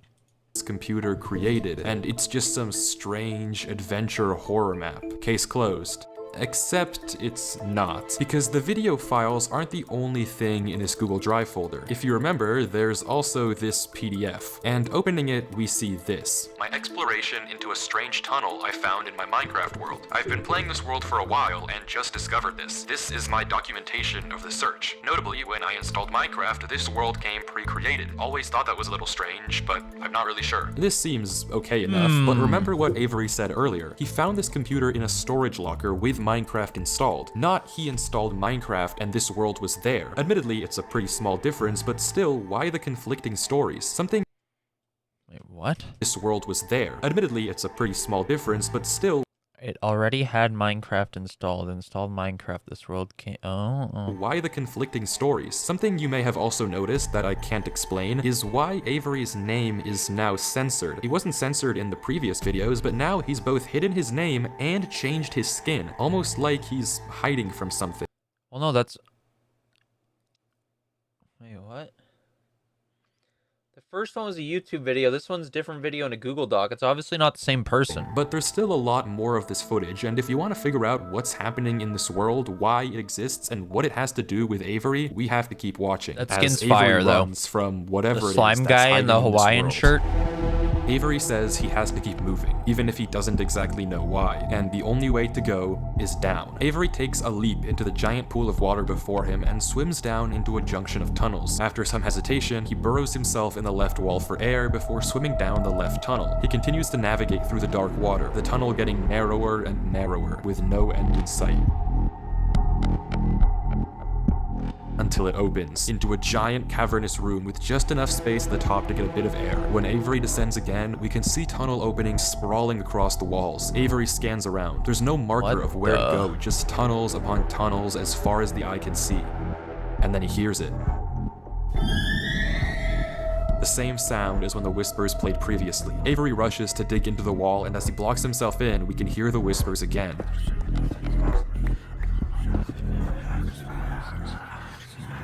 Quieter, but still there, as if they're passing by him. When the coast is clear, Avery digs out. But now what? He has no choice but to gamble on a tunnel and hope it's correct. He scans the walls again, no obvious sign of which one to pick. So finally, he rolls the dice. The tunnel leads to another junction, and again, after a slight hesitation, Avery goes left. The tunnel continues, getting narrower and narrower and narrower, until finally... Wow, he made it out!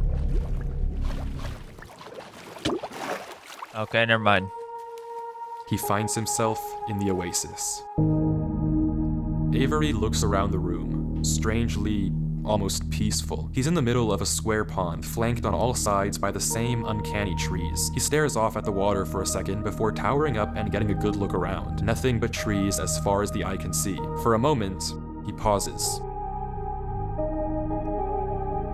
before something snaps, and he crafts a boat to get to the center of the lake. Without hesitation, he dives down into the tunnel and plugs up the hole. He makes another trip for good measure, plugging it even further. If this thing comes through here again, it has to break that, but I need to explore. He sails back to the edge of the lake. What I can't avoid doing is loading. How long is this fucking video this guy downloaded, brother? The spare iron in his inventory. His plan is simple: set a trap for the thing following him. But wait, did I miss something? Because how does he know that something is following him? Sure, those torches turned off, and yeah, we heard those noises before, but there's actually an even stronger piece of evidence I haven't mentioned. Remember when Avery said this? I already heard you in the cave. Well, it took me a second to figure out what exactly he meant, but then I heard this. It's almost impossible to make out, but on a few separate instances, while Avery was walking in that original cave, he would randomly pause for a second or two, and now we know why. He was listening. Every time he paused, for just a brief moment, you could hear footsteps on the stone behind him, stopping just a fraction of a second too late to be quiet. But okay, if something is somehow really following Avery in a single-player world, how can he stop it, or at least get it to reveal itself? Well, that's exactly what he's doing right now. Like he said, he needs time to look around and explore this world, but while he's gone, anything can just swim through the hole and replace the blocks to make it look like nothing happened. But if Avery turns down his render distance and puts items in this hopper, if he then goes far enough away and unloads the chunk, the only way for the hopper to be empty when he returns is if something loaded the chunk while he was gone. And then, whatever was following him would be exposed. The trap is set. Now it's time to explore.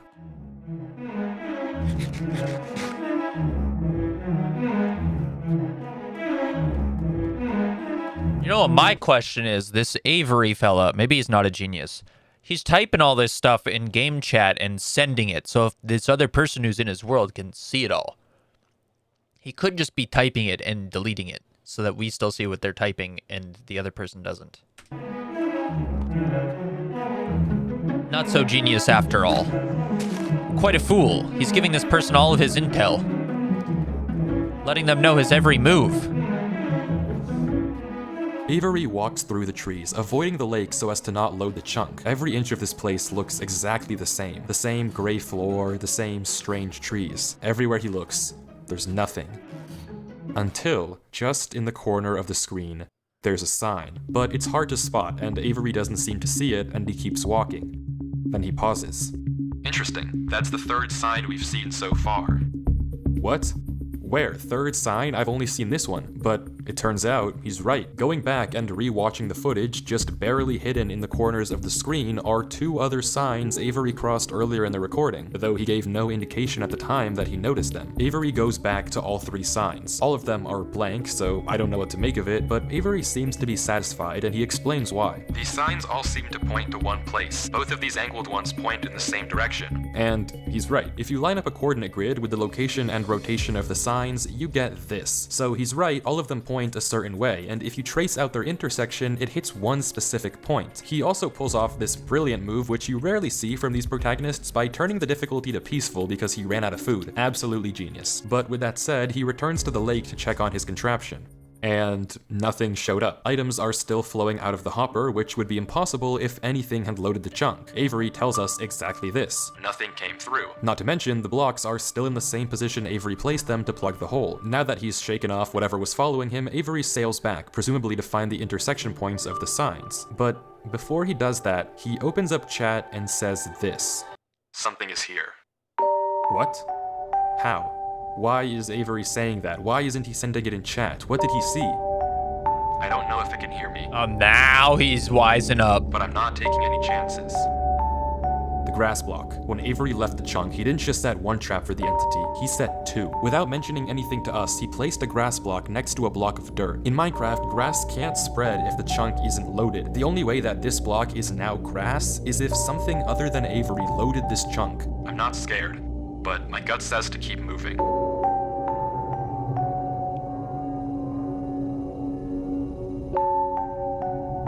Dude, this shit's crazy. This, like, style of video? Like, who is thinking of this shit? This is almost 20 million views.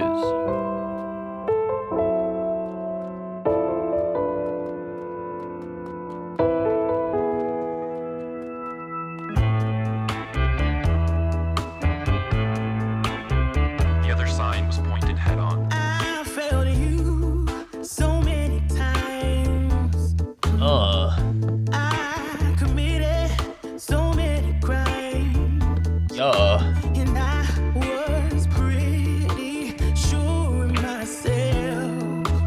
You gave me reasons to be somebody else. Baby, I'm home again.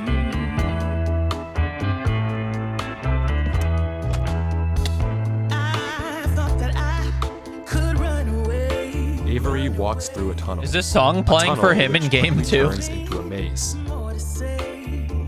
And slowly but surely, dead end after dead end, Avery navigates through it. Ugh.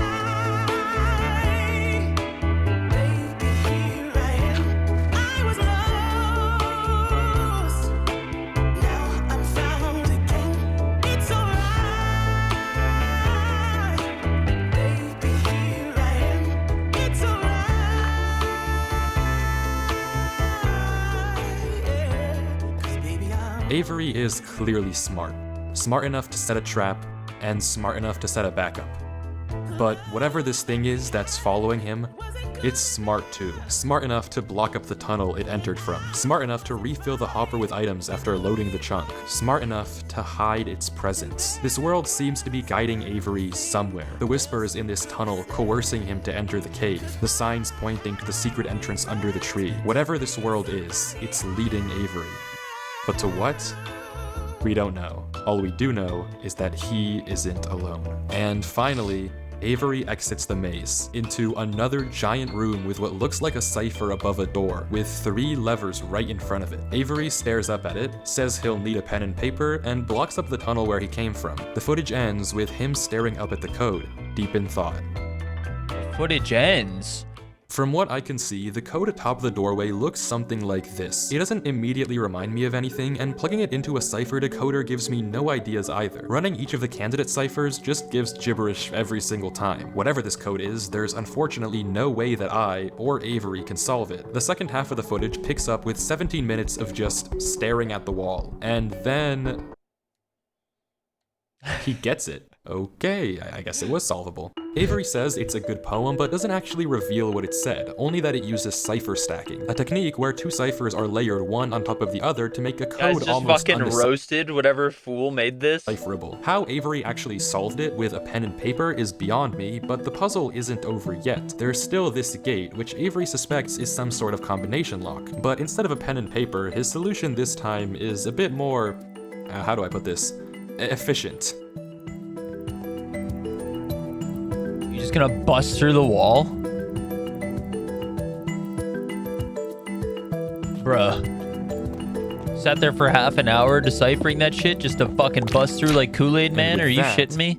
Wait. Who's Durlord 3? For the first time in this footage, Avery's sensor bar lingers for just a second too short, and we get a glimpse of the name. Whoa. This isn't Avery's name. This isn't Avery's skin. Maybe the reason that we got two different stories about where this world came from is because the player we've been watching this entire time isn't Avery at all. No shit. But if that's the case, then who is this? The world at the beginning is clearly the same one that Avery was playing on. So what's going on here? If it is Avery on an alt account, why the conflicting stories in the description and the document? And if it's not Avery, then who is this other person and why are they claiming that this is their world they found? I genuinely just don't know, but the only way to find out is to keep watching as Durlord walks through the tunnel after the puzzle and finds himself in the village.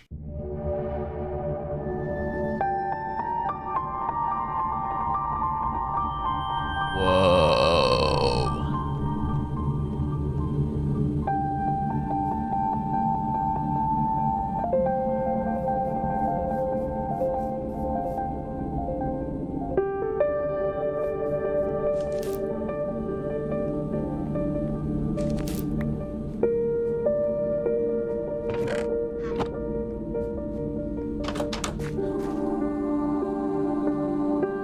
That fountain is sick.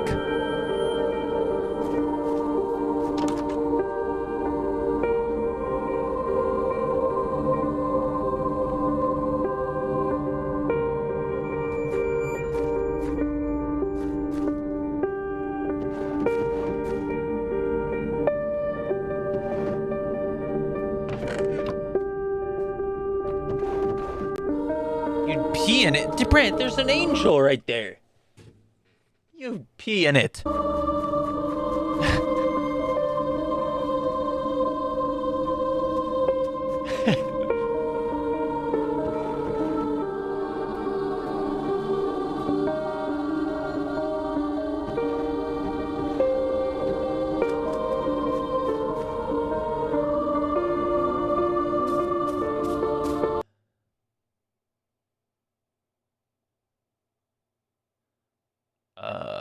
Oh.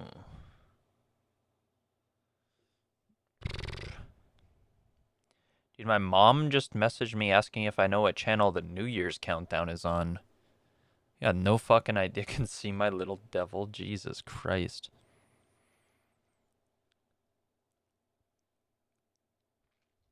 What the hell? It's probably just on like CTV, no? No.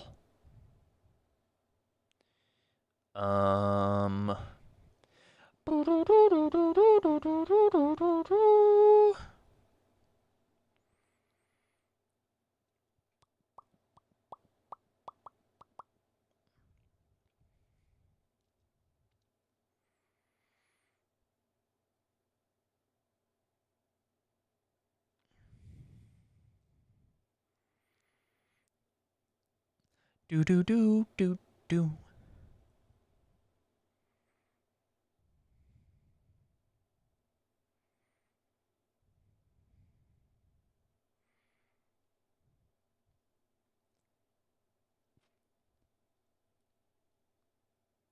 I don't know why I'm so tired. I do not know. But why? Ooh, ooh, ooh.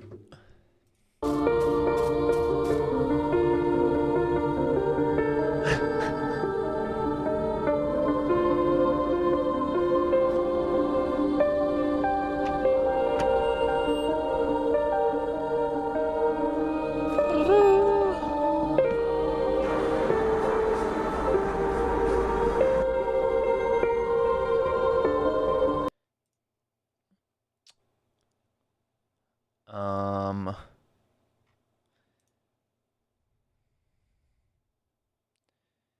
the countdowns are all over.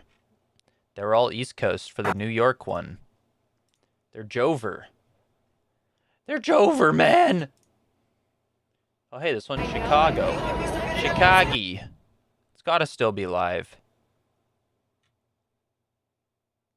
Is this literally just some random guy live streaming in the crowd with 25,000 people watching his stream? Is that what this fucking is? 35,000 people watching. It's buffering like fucking madness. Watch the Nashville music note drop. Nashville music note New Year.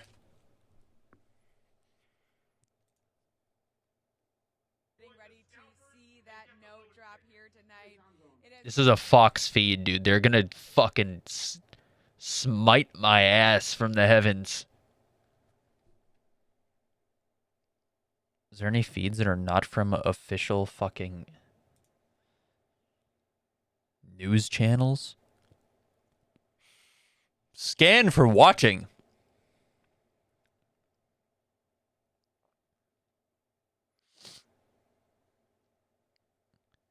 Hey, these people probably won't get my ass.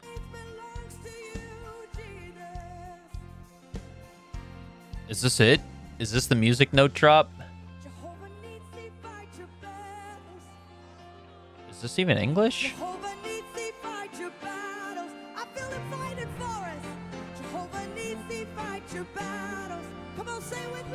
I don't know what kind of fucking elderly powwow shit is going on with that. I don't know what that was. You think Fox will be okay with me watching this? 7 o'clock tonight. They just wrapped up some of those musical artists out here. Just a minute left until that. It'll probably be fine for a minute, right? 6 seconds here on the clock. There's no like... Fox, you got some shitty ass quality live stream, brother. What the hell is that word? Televangelist? The fuck does that mean? It's also, this stream audio is only coming through the left output. Oh, there's the note. It's dropping. It looks like it's gonna drop behind this stage though, and we're not gonna see it, right? Oh, it's New Year's. Hey, Happy New Year's. There's no audio. Also, I can't see.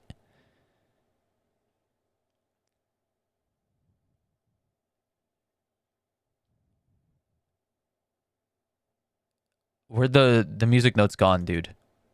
What the fuck? We've been had.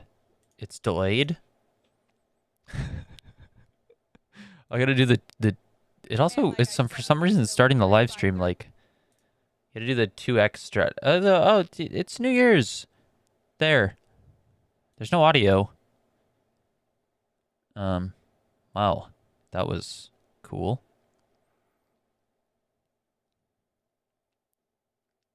Look at all the money that's falling onto the people.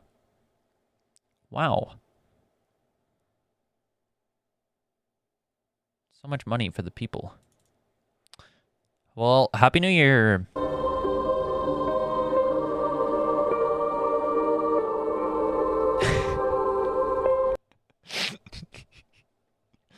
It's 2026. Wow.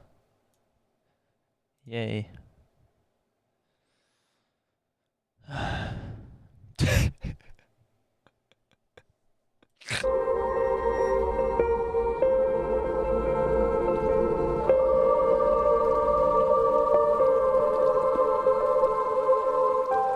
I guess I should probably go say Happy New Year to my mom and grandma. I'll be right back. I'll be right back in a moment.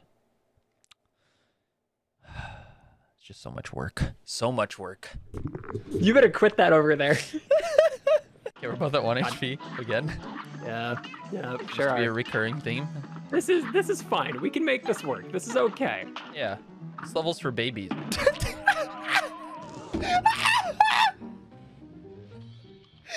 Save goddamn way! Are you kidding? God, I need you. I'm fucking sobbing. Holy fuck. I can't see. One final question.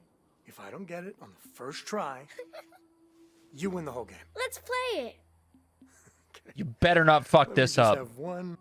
What's happening? We're gonna lose. Ready? I don't know. Okay, it was a long build up. How many stars are on my backpack? What? What the fuck? Peak. We're cheating. Yep. Yeah, absolutely. 1000%. This little shithead's not getting the fucking best of us. Oh, dude, there's 15. I didn't count. There was definitely, there's at least 7. I didn't look either. This better not be wrong. Nope. It's What? I win! I win! Oh. Did I doze off? Mommy, I won! You did? Okay, so what do we do? My parents are asleep. Best way to start off the year. Wait, like alone with your parents asleep or like being asleep?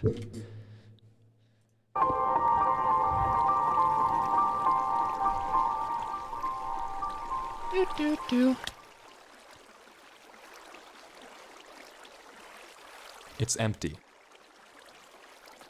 This village is strange. It's clearly abandoned if the cobwebs and literal holes in the roof didn't make that obvious, and all the chests and containers have nothing inside of them. There's also an interesting amount of yellow in the carpets, beds, and flooring, but wherever Durlord looks, he can't find anything of interest. No lead on where to go or what to do from here. The fountain and statue in the town center is by far the most eye-catching decoration here, but like we can see, it too is empty. There's no path to take from there. So, is this the final area then? The final answer to what's been going on with this world and what's been following him? I'm not sure, and clearly Durlord isn't either, since he keeps looking around for anything out of the ordinary, anything that might give him a clue of where to look next. Is he building up to the anal?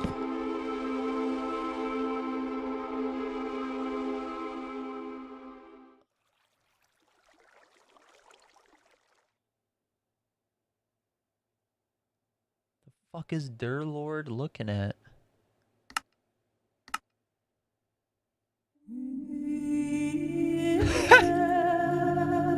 What? Is it a witch's hut? What the fuck is that?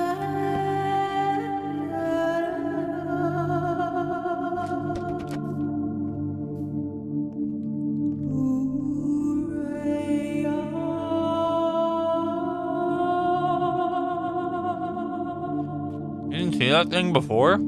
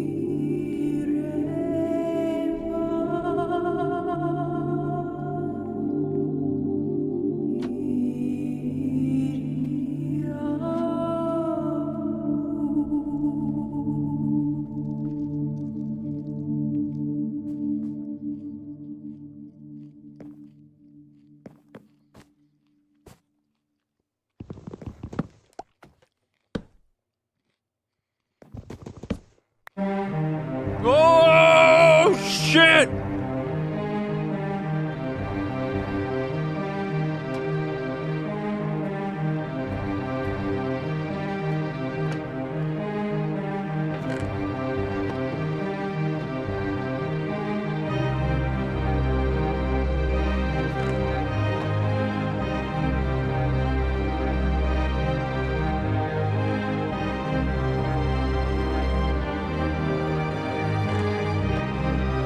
This is so much better than that colonization Chungus one. I hate it here. These idiots are insufferable. They think that devotion will save them. Rest assured, it will not. Not that it will do them any good to believe that anyway. The ones who realized it pretend they didn't. But it doesn't help that there are some of them who truly believe they'll be saved. The king is coming by. If anything, I wager that their king is already here. It's watching me write this. I don't particularly care. I just want this to be done with. The sooner I can leave, the better. He's arrived. I don't know why anyone is surprised to find that out. This is exactly what they were hoping for. I'm going. I'm leaving this here in the rare case someone finds it. If you have found this, I implore you, turn back, disconnect, forget about this world. It's not for you. If you've come here, you must be curious. I know you must want to continue onwards. So I know that this is a heavy ask, but please, do not go any further. For your own good, do not.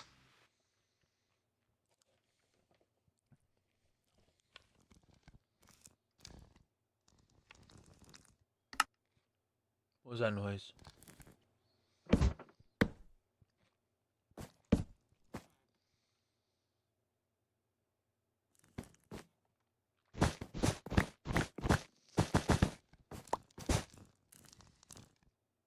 It's just the candles. It's just the candles.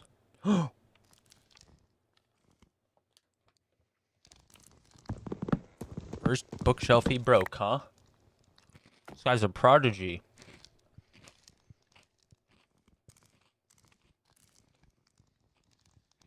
Open it!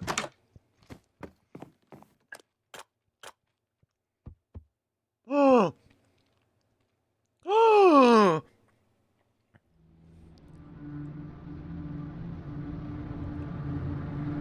Go on, lad. No, not L Rage Bait. Dude, I'm on the edge of my seat with this one. That other one was dog shit. Watching fucking 15-year-old Discord mods try to act.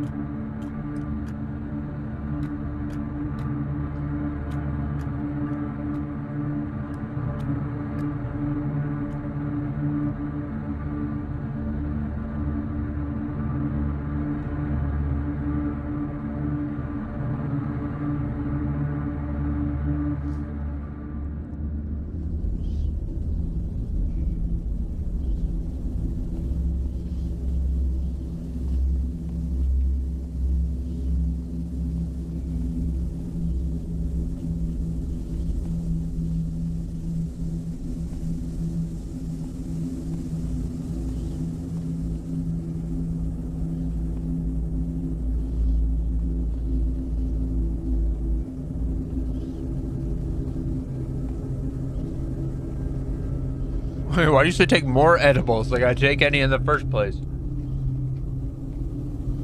What is that? Just like empty space?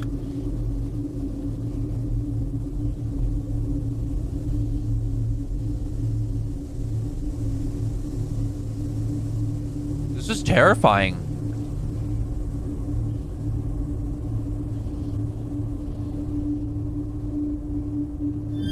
Oh!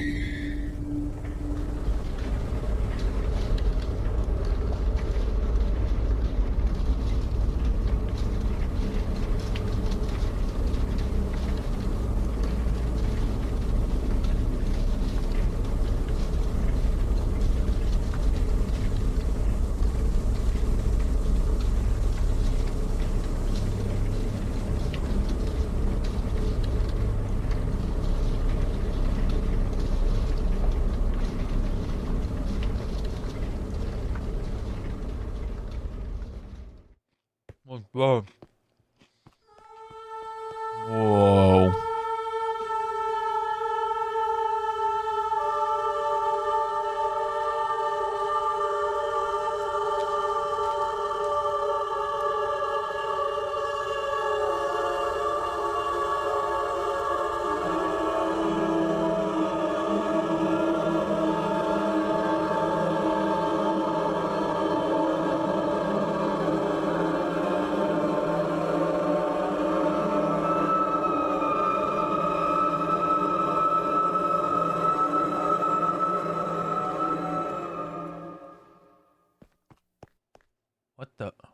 Why is it censored?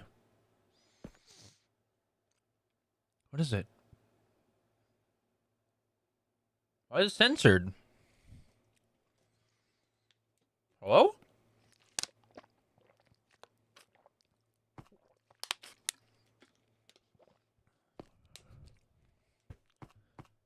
He's running away.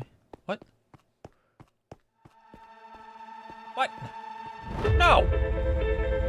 No! No!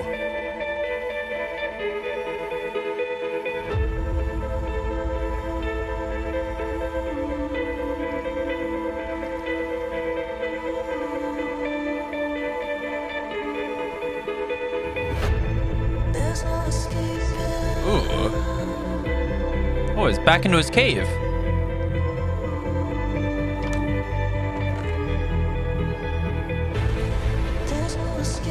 Whatever you do at the crossroads, don't turn left. Don't be fooled. It's listening. You can't outsmart it. It's listening to me. It's watching me. It isn't from this world. At the crossroads, don't turn left. At the crossroads, don't turn left. At the crossroads, what was there? Don't turn left. At the crossroads, don't turn left. And the footage ends. Right there. Durlord was the person who wrote the book in Avery's world. How? It shouldn't even be possible that the tunnel led him back to that mine. Durlord found this world on his computer, and Avery found Durlord's old laptop in the storage locker and has been playing on it ever since. But what is this world? What was following Durlord in this footage? And most importantly, what was behind those gates? I didn't put that sensor bar there. That was in the original footage. Whatever is behind that black square was enough to drive probably the smartest protagonist I've ever seen into running for his life. Something that a whole village of people was trying to summon. Something that this entire world has been hiding. Hold on. The smartest protagonist you've ever seen? Guys, that's... He's just... A king? He doesn't even know this guy and he's blown smoke up his ass. What does that even mean? I don't know what to tell you, but I can tell you one thing. The code at the end of the book, now with this footage, we can solve it. Each number corresponds to one slot in Durlord's inventory. 1 here and 36 here. Take the first letter of each item, or whatever number is indicated after the dash. From that, we can get this. Run Avery. It's here. Durlord was giving one last warning, hoping that whatever was following him wouldn't see. But how? How would he possibly know that Avery would find this world? There's no way for him to know who Avery even is. Whatever he saw behind those doors, whatever he knows about this world now, we may never understand. But one thing is certain. Whatever was coming for him is coming for Avery next. This isn't over. Are you fucking... Is there a sequel?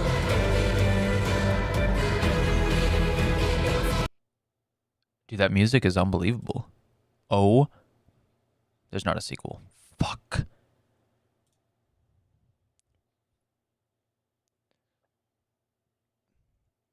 This guy's disappeared for 2 months? I can't believe this shit. This motherfucker, dude. Well, the good news is I found my S tier. Searching for a world that doesn't exist. Absolutely riveting stuff. Edge of your seat. Great script. Phenomenal music. Honestly, dude, put that one down into C so it's not empty.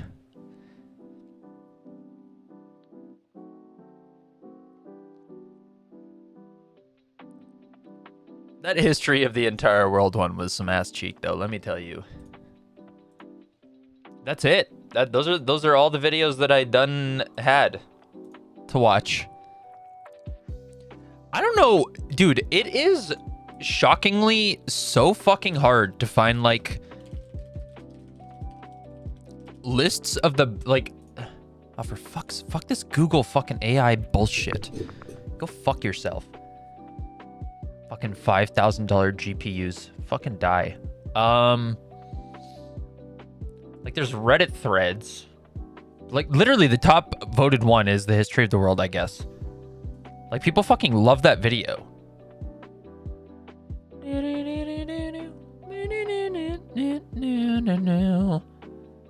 150-hour chocolate for legendariness, Charlie the Unicorn. See, this fucking Sam the Wise knows what's up. Oh, wow. Dude, the production value of this is fucking crazy. It's filmed like a whole ass movie. Wow. It took them 150 hours to make... Ah! I gotta cramp my hand. It took them 150 hours to make this fucking chocolate cake? It's not even big. Oh, it's got a lot of layers, though. Like an ogre. Wow. What a nice looking chocolate cake. Bobby Broccoli. Enrico Fermi may just be the luckiest man to ever win a Nobel Prize. This is not what I was expecting. I thought this was gonna be like the annoying orange, except the talking broccoli.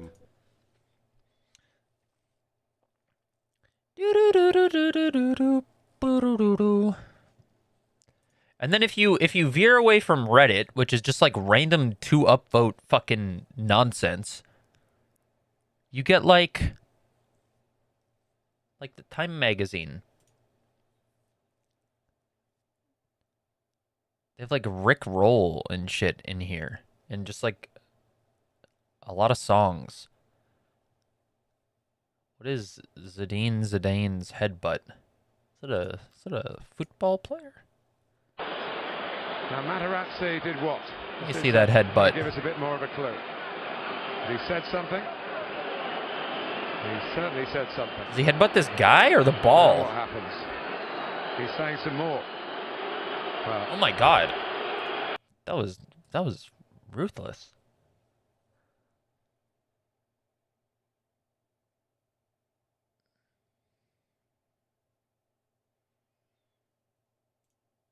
Yeah, these lists are all ass. It's like videos that went viral and like most viewed videos, most popular. It's not actually like videos that people find to be the best. It's very hard. 12 the funniest classic YouTube videos of all time.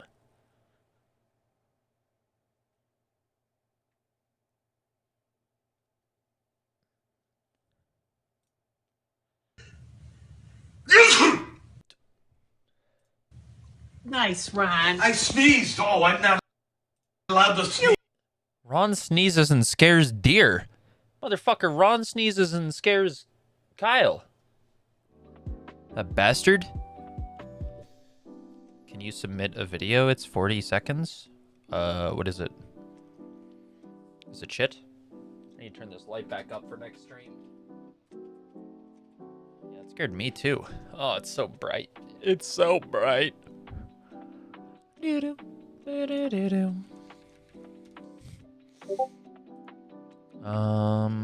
me save this. Tier list.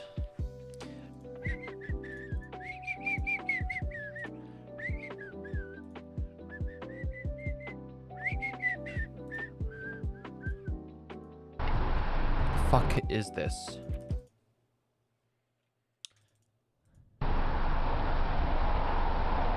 So we go to Banff. On the way home, we find the unicorn. I thought unicorn was so extinct, but unicorn live in Banff. It's gonna eat long time before it mows this grass. Goodbye, unicorn. The fuck?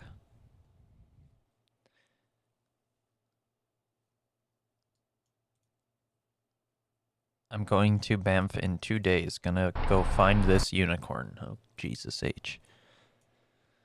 Alright, well, that's it. It's 2026. That's all I got in me, man. I appreciate y'all hanging out. There'll be more normal streams that are not whatever the fuck this was. Oh, wait!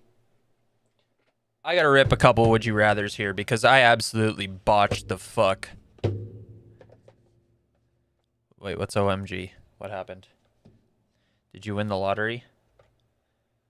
Absolutely botched the fuck out of this would you rather situation. Never be able to use toilet paper again. That sounds terrible. Oh, could I use wet wipes? Just substitute? Or shed your skin every morning like a snake. How would that work? Ew, that'd be fucking disgusting. Would I just have no skin? Or, wait, that might actually not be bad though, right?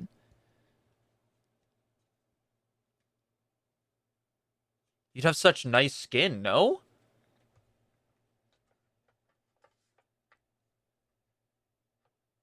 Right? Would it hurt? I don't think it would hurt. I think it'd just be like annoying to have to like take your skin and dispose of it every morning. I think I'd want to shed my skin. 'Cause like, I'd be looking good. Like any scarring, dude? I got like acne scars on my face from when I was a wee lad. That shit would heal after a couple of sheds. I'd be fucking good to go.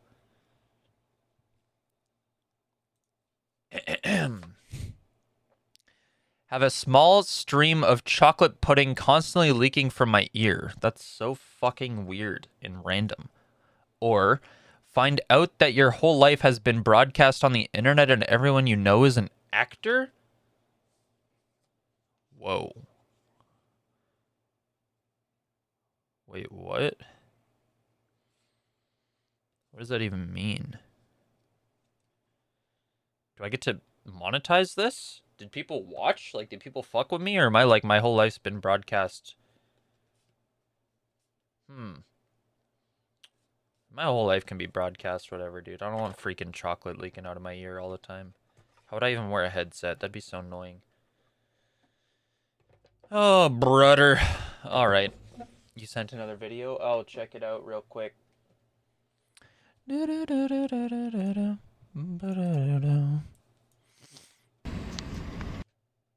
Volume warning. Oop.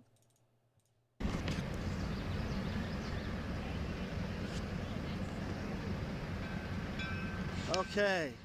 I've been waiting for this moment for months, and it's finally here.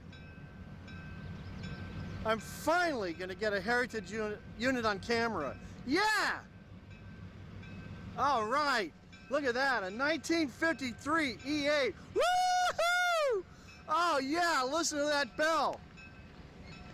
Yeah, listen to that bell. Oh, take a look at that. Why is it so it's so small? God. Woo! Listen to that horn. Oh my God. Oh, she's beautiful. She is beautiful. Yeah. All right. Oh my. Oh no, it's a BL2 too. Oh, the SNC 52. Oh my God. Oh, we're gonna watch POV, you this. when you were 5? Yeah, you've moved on to planes now. Oh, this is special. This is special. Oh, that horn gives me the chills. Oh, and the chills have absolutely nothing to do with how cold it is here. Oh, but that doesn't stop a foamer. A foamer? Brant, did you send me a video of... Is he about to cum in his pants?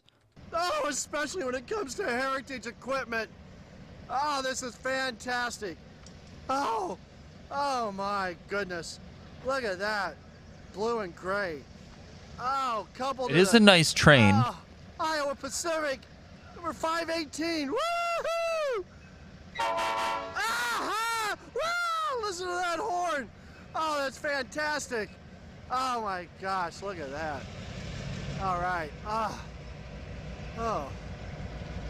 Yeah, I wonder who TC Durant is. Oh well. This is just awesome. I've been waiting for this for months. Look at that. Illinois Central livery.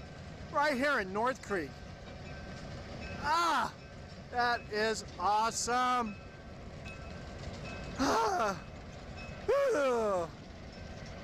Oh yeah. Huh. That was something. All right. Well, yeah. That's all for me, folks. Happy New Year, and I hope that everybody has a fantastic start to the year.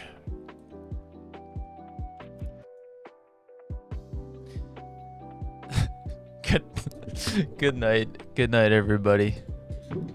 Good night. Good night. Good night. Good night. I'll be live again soon. Goodbye.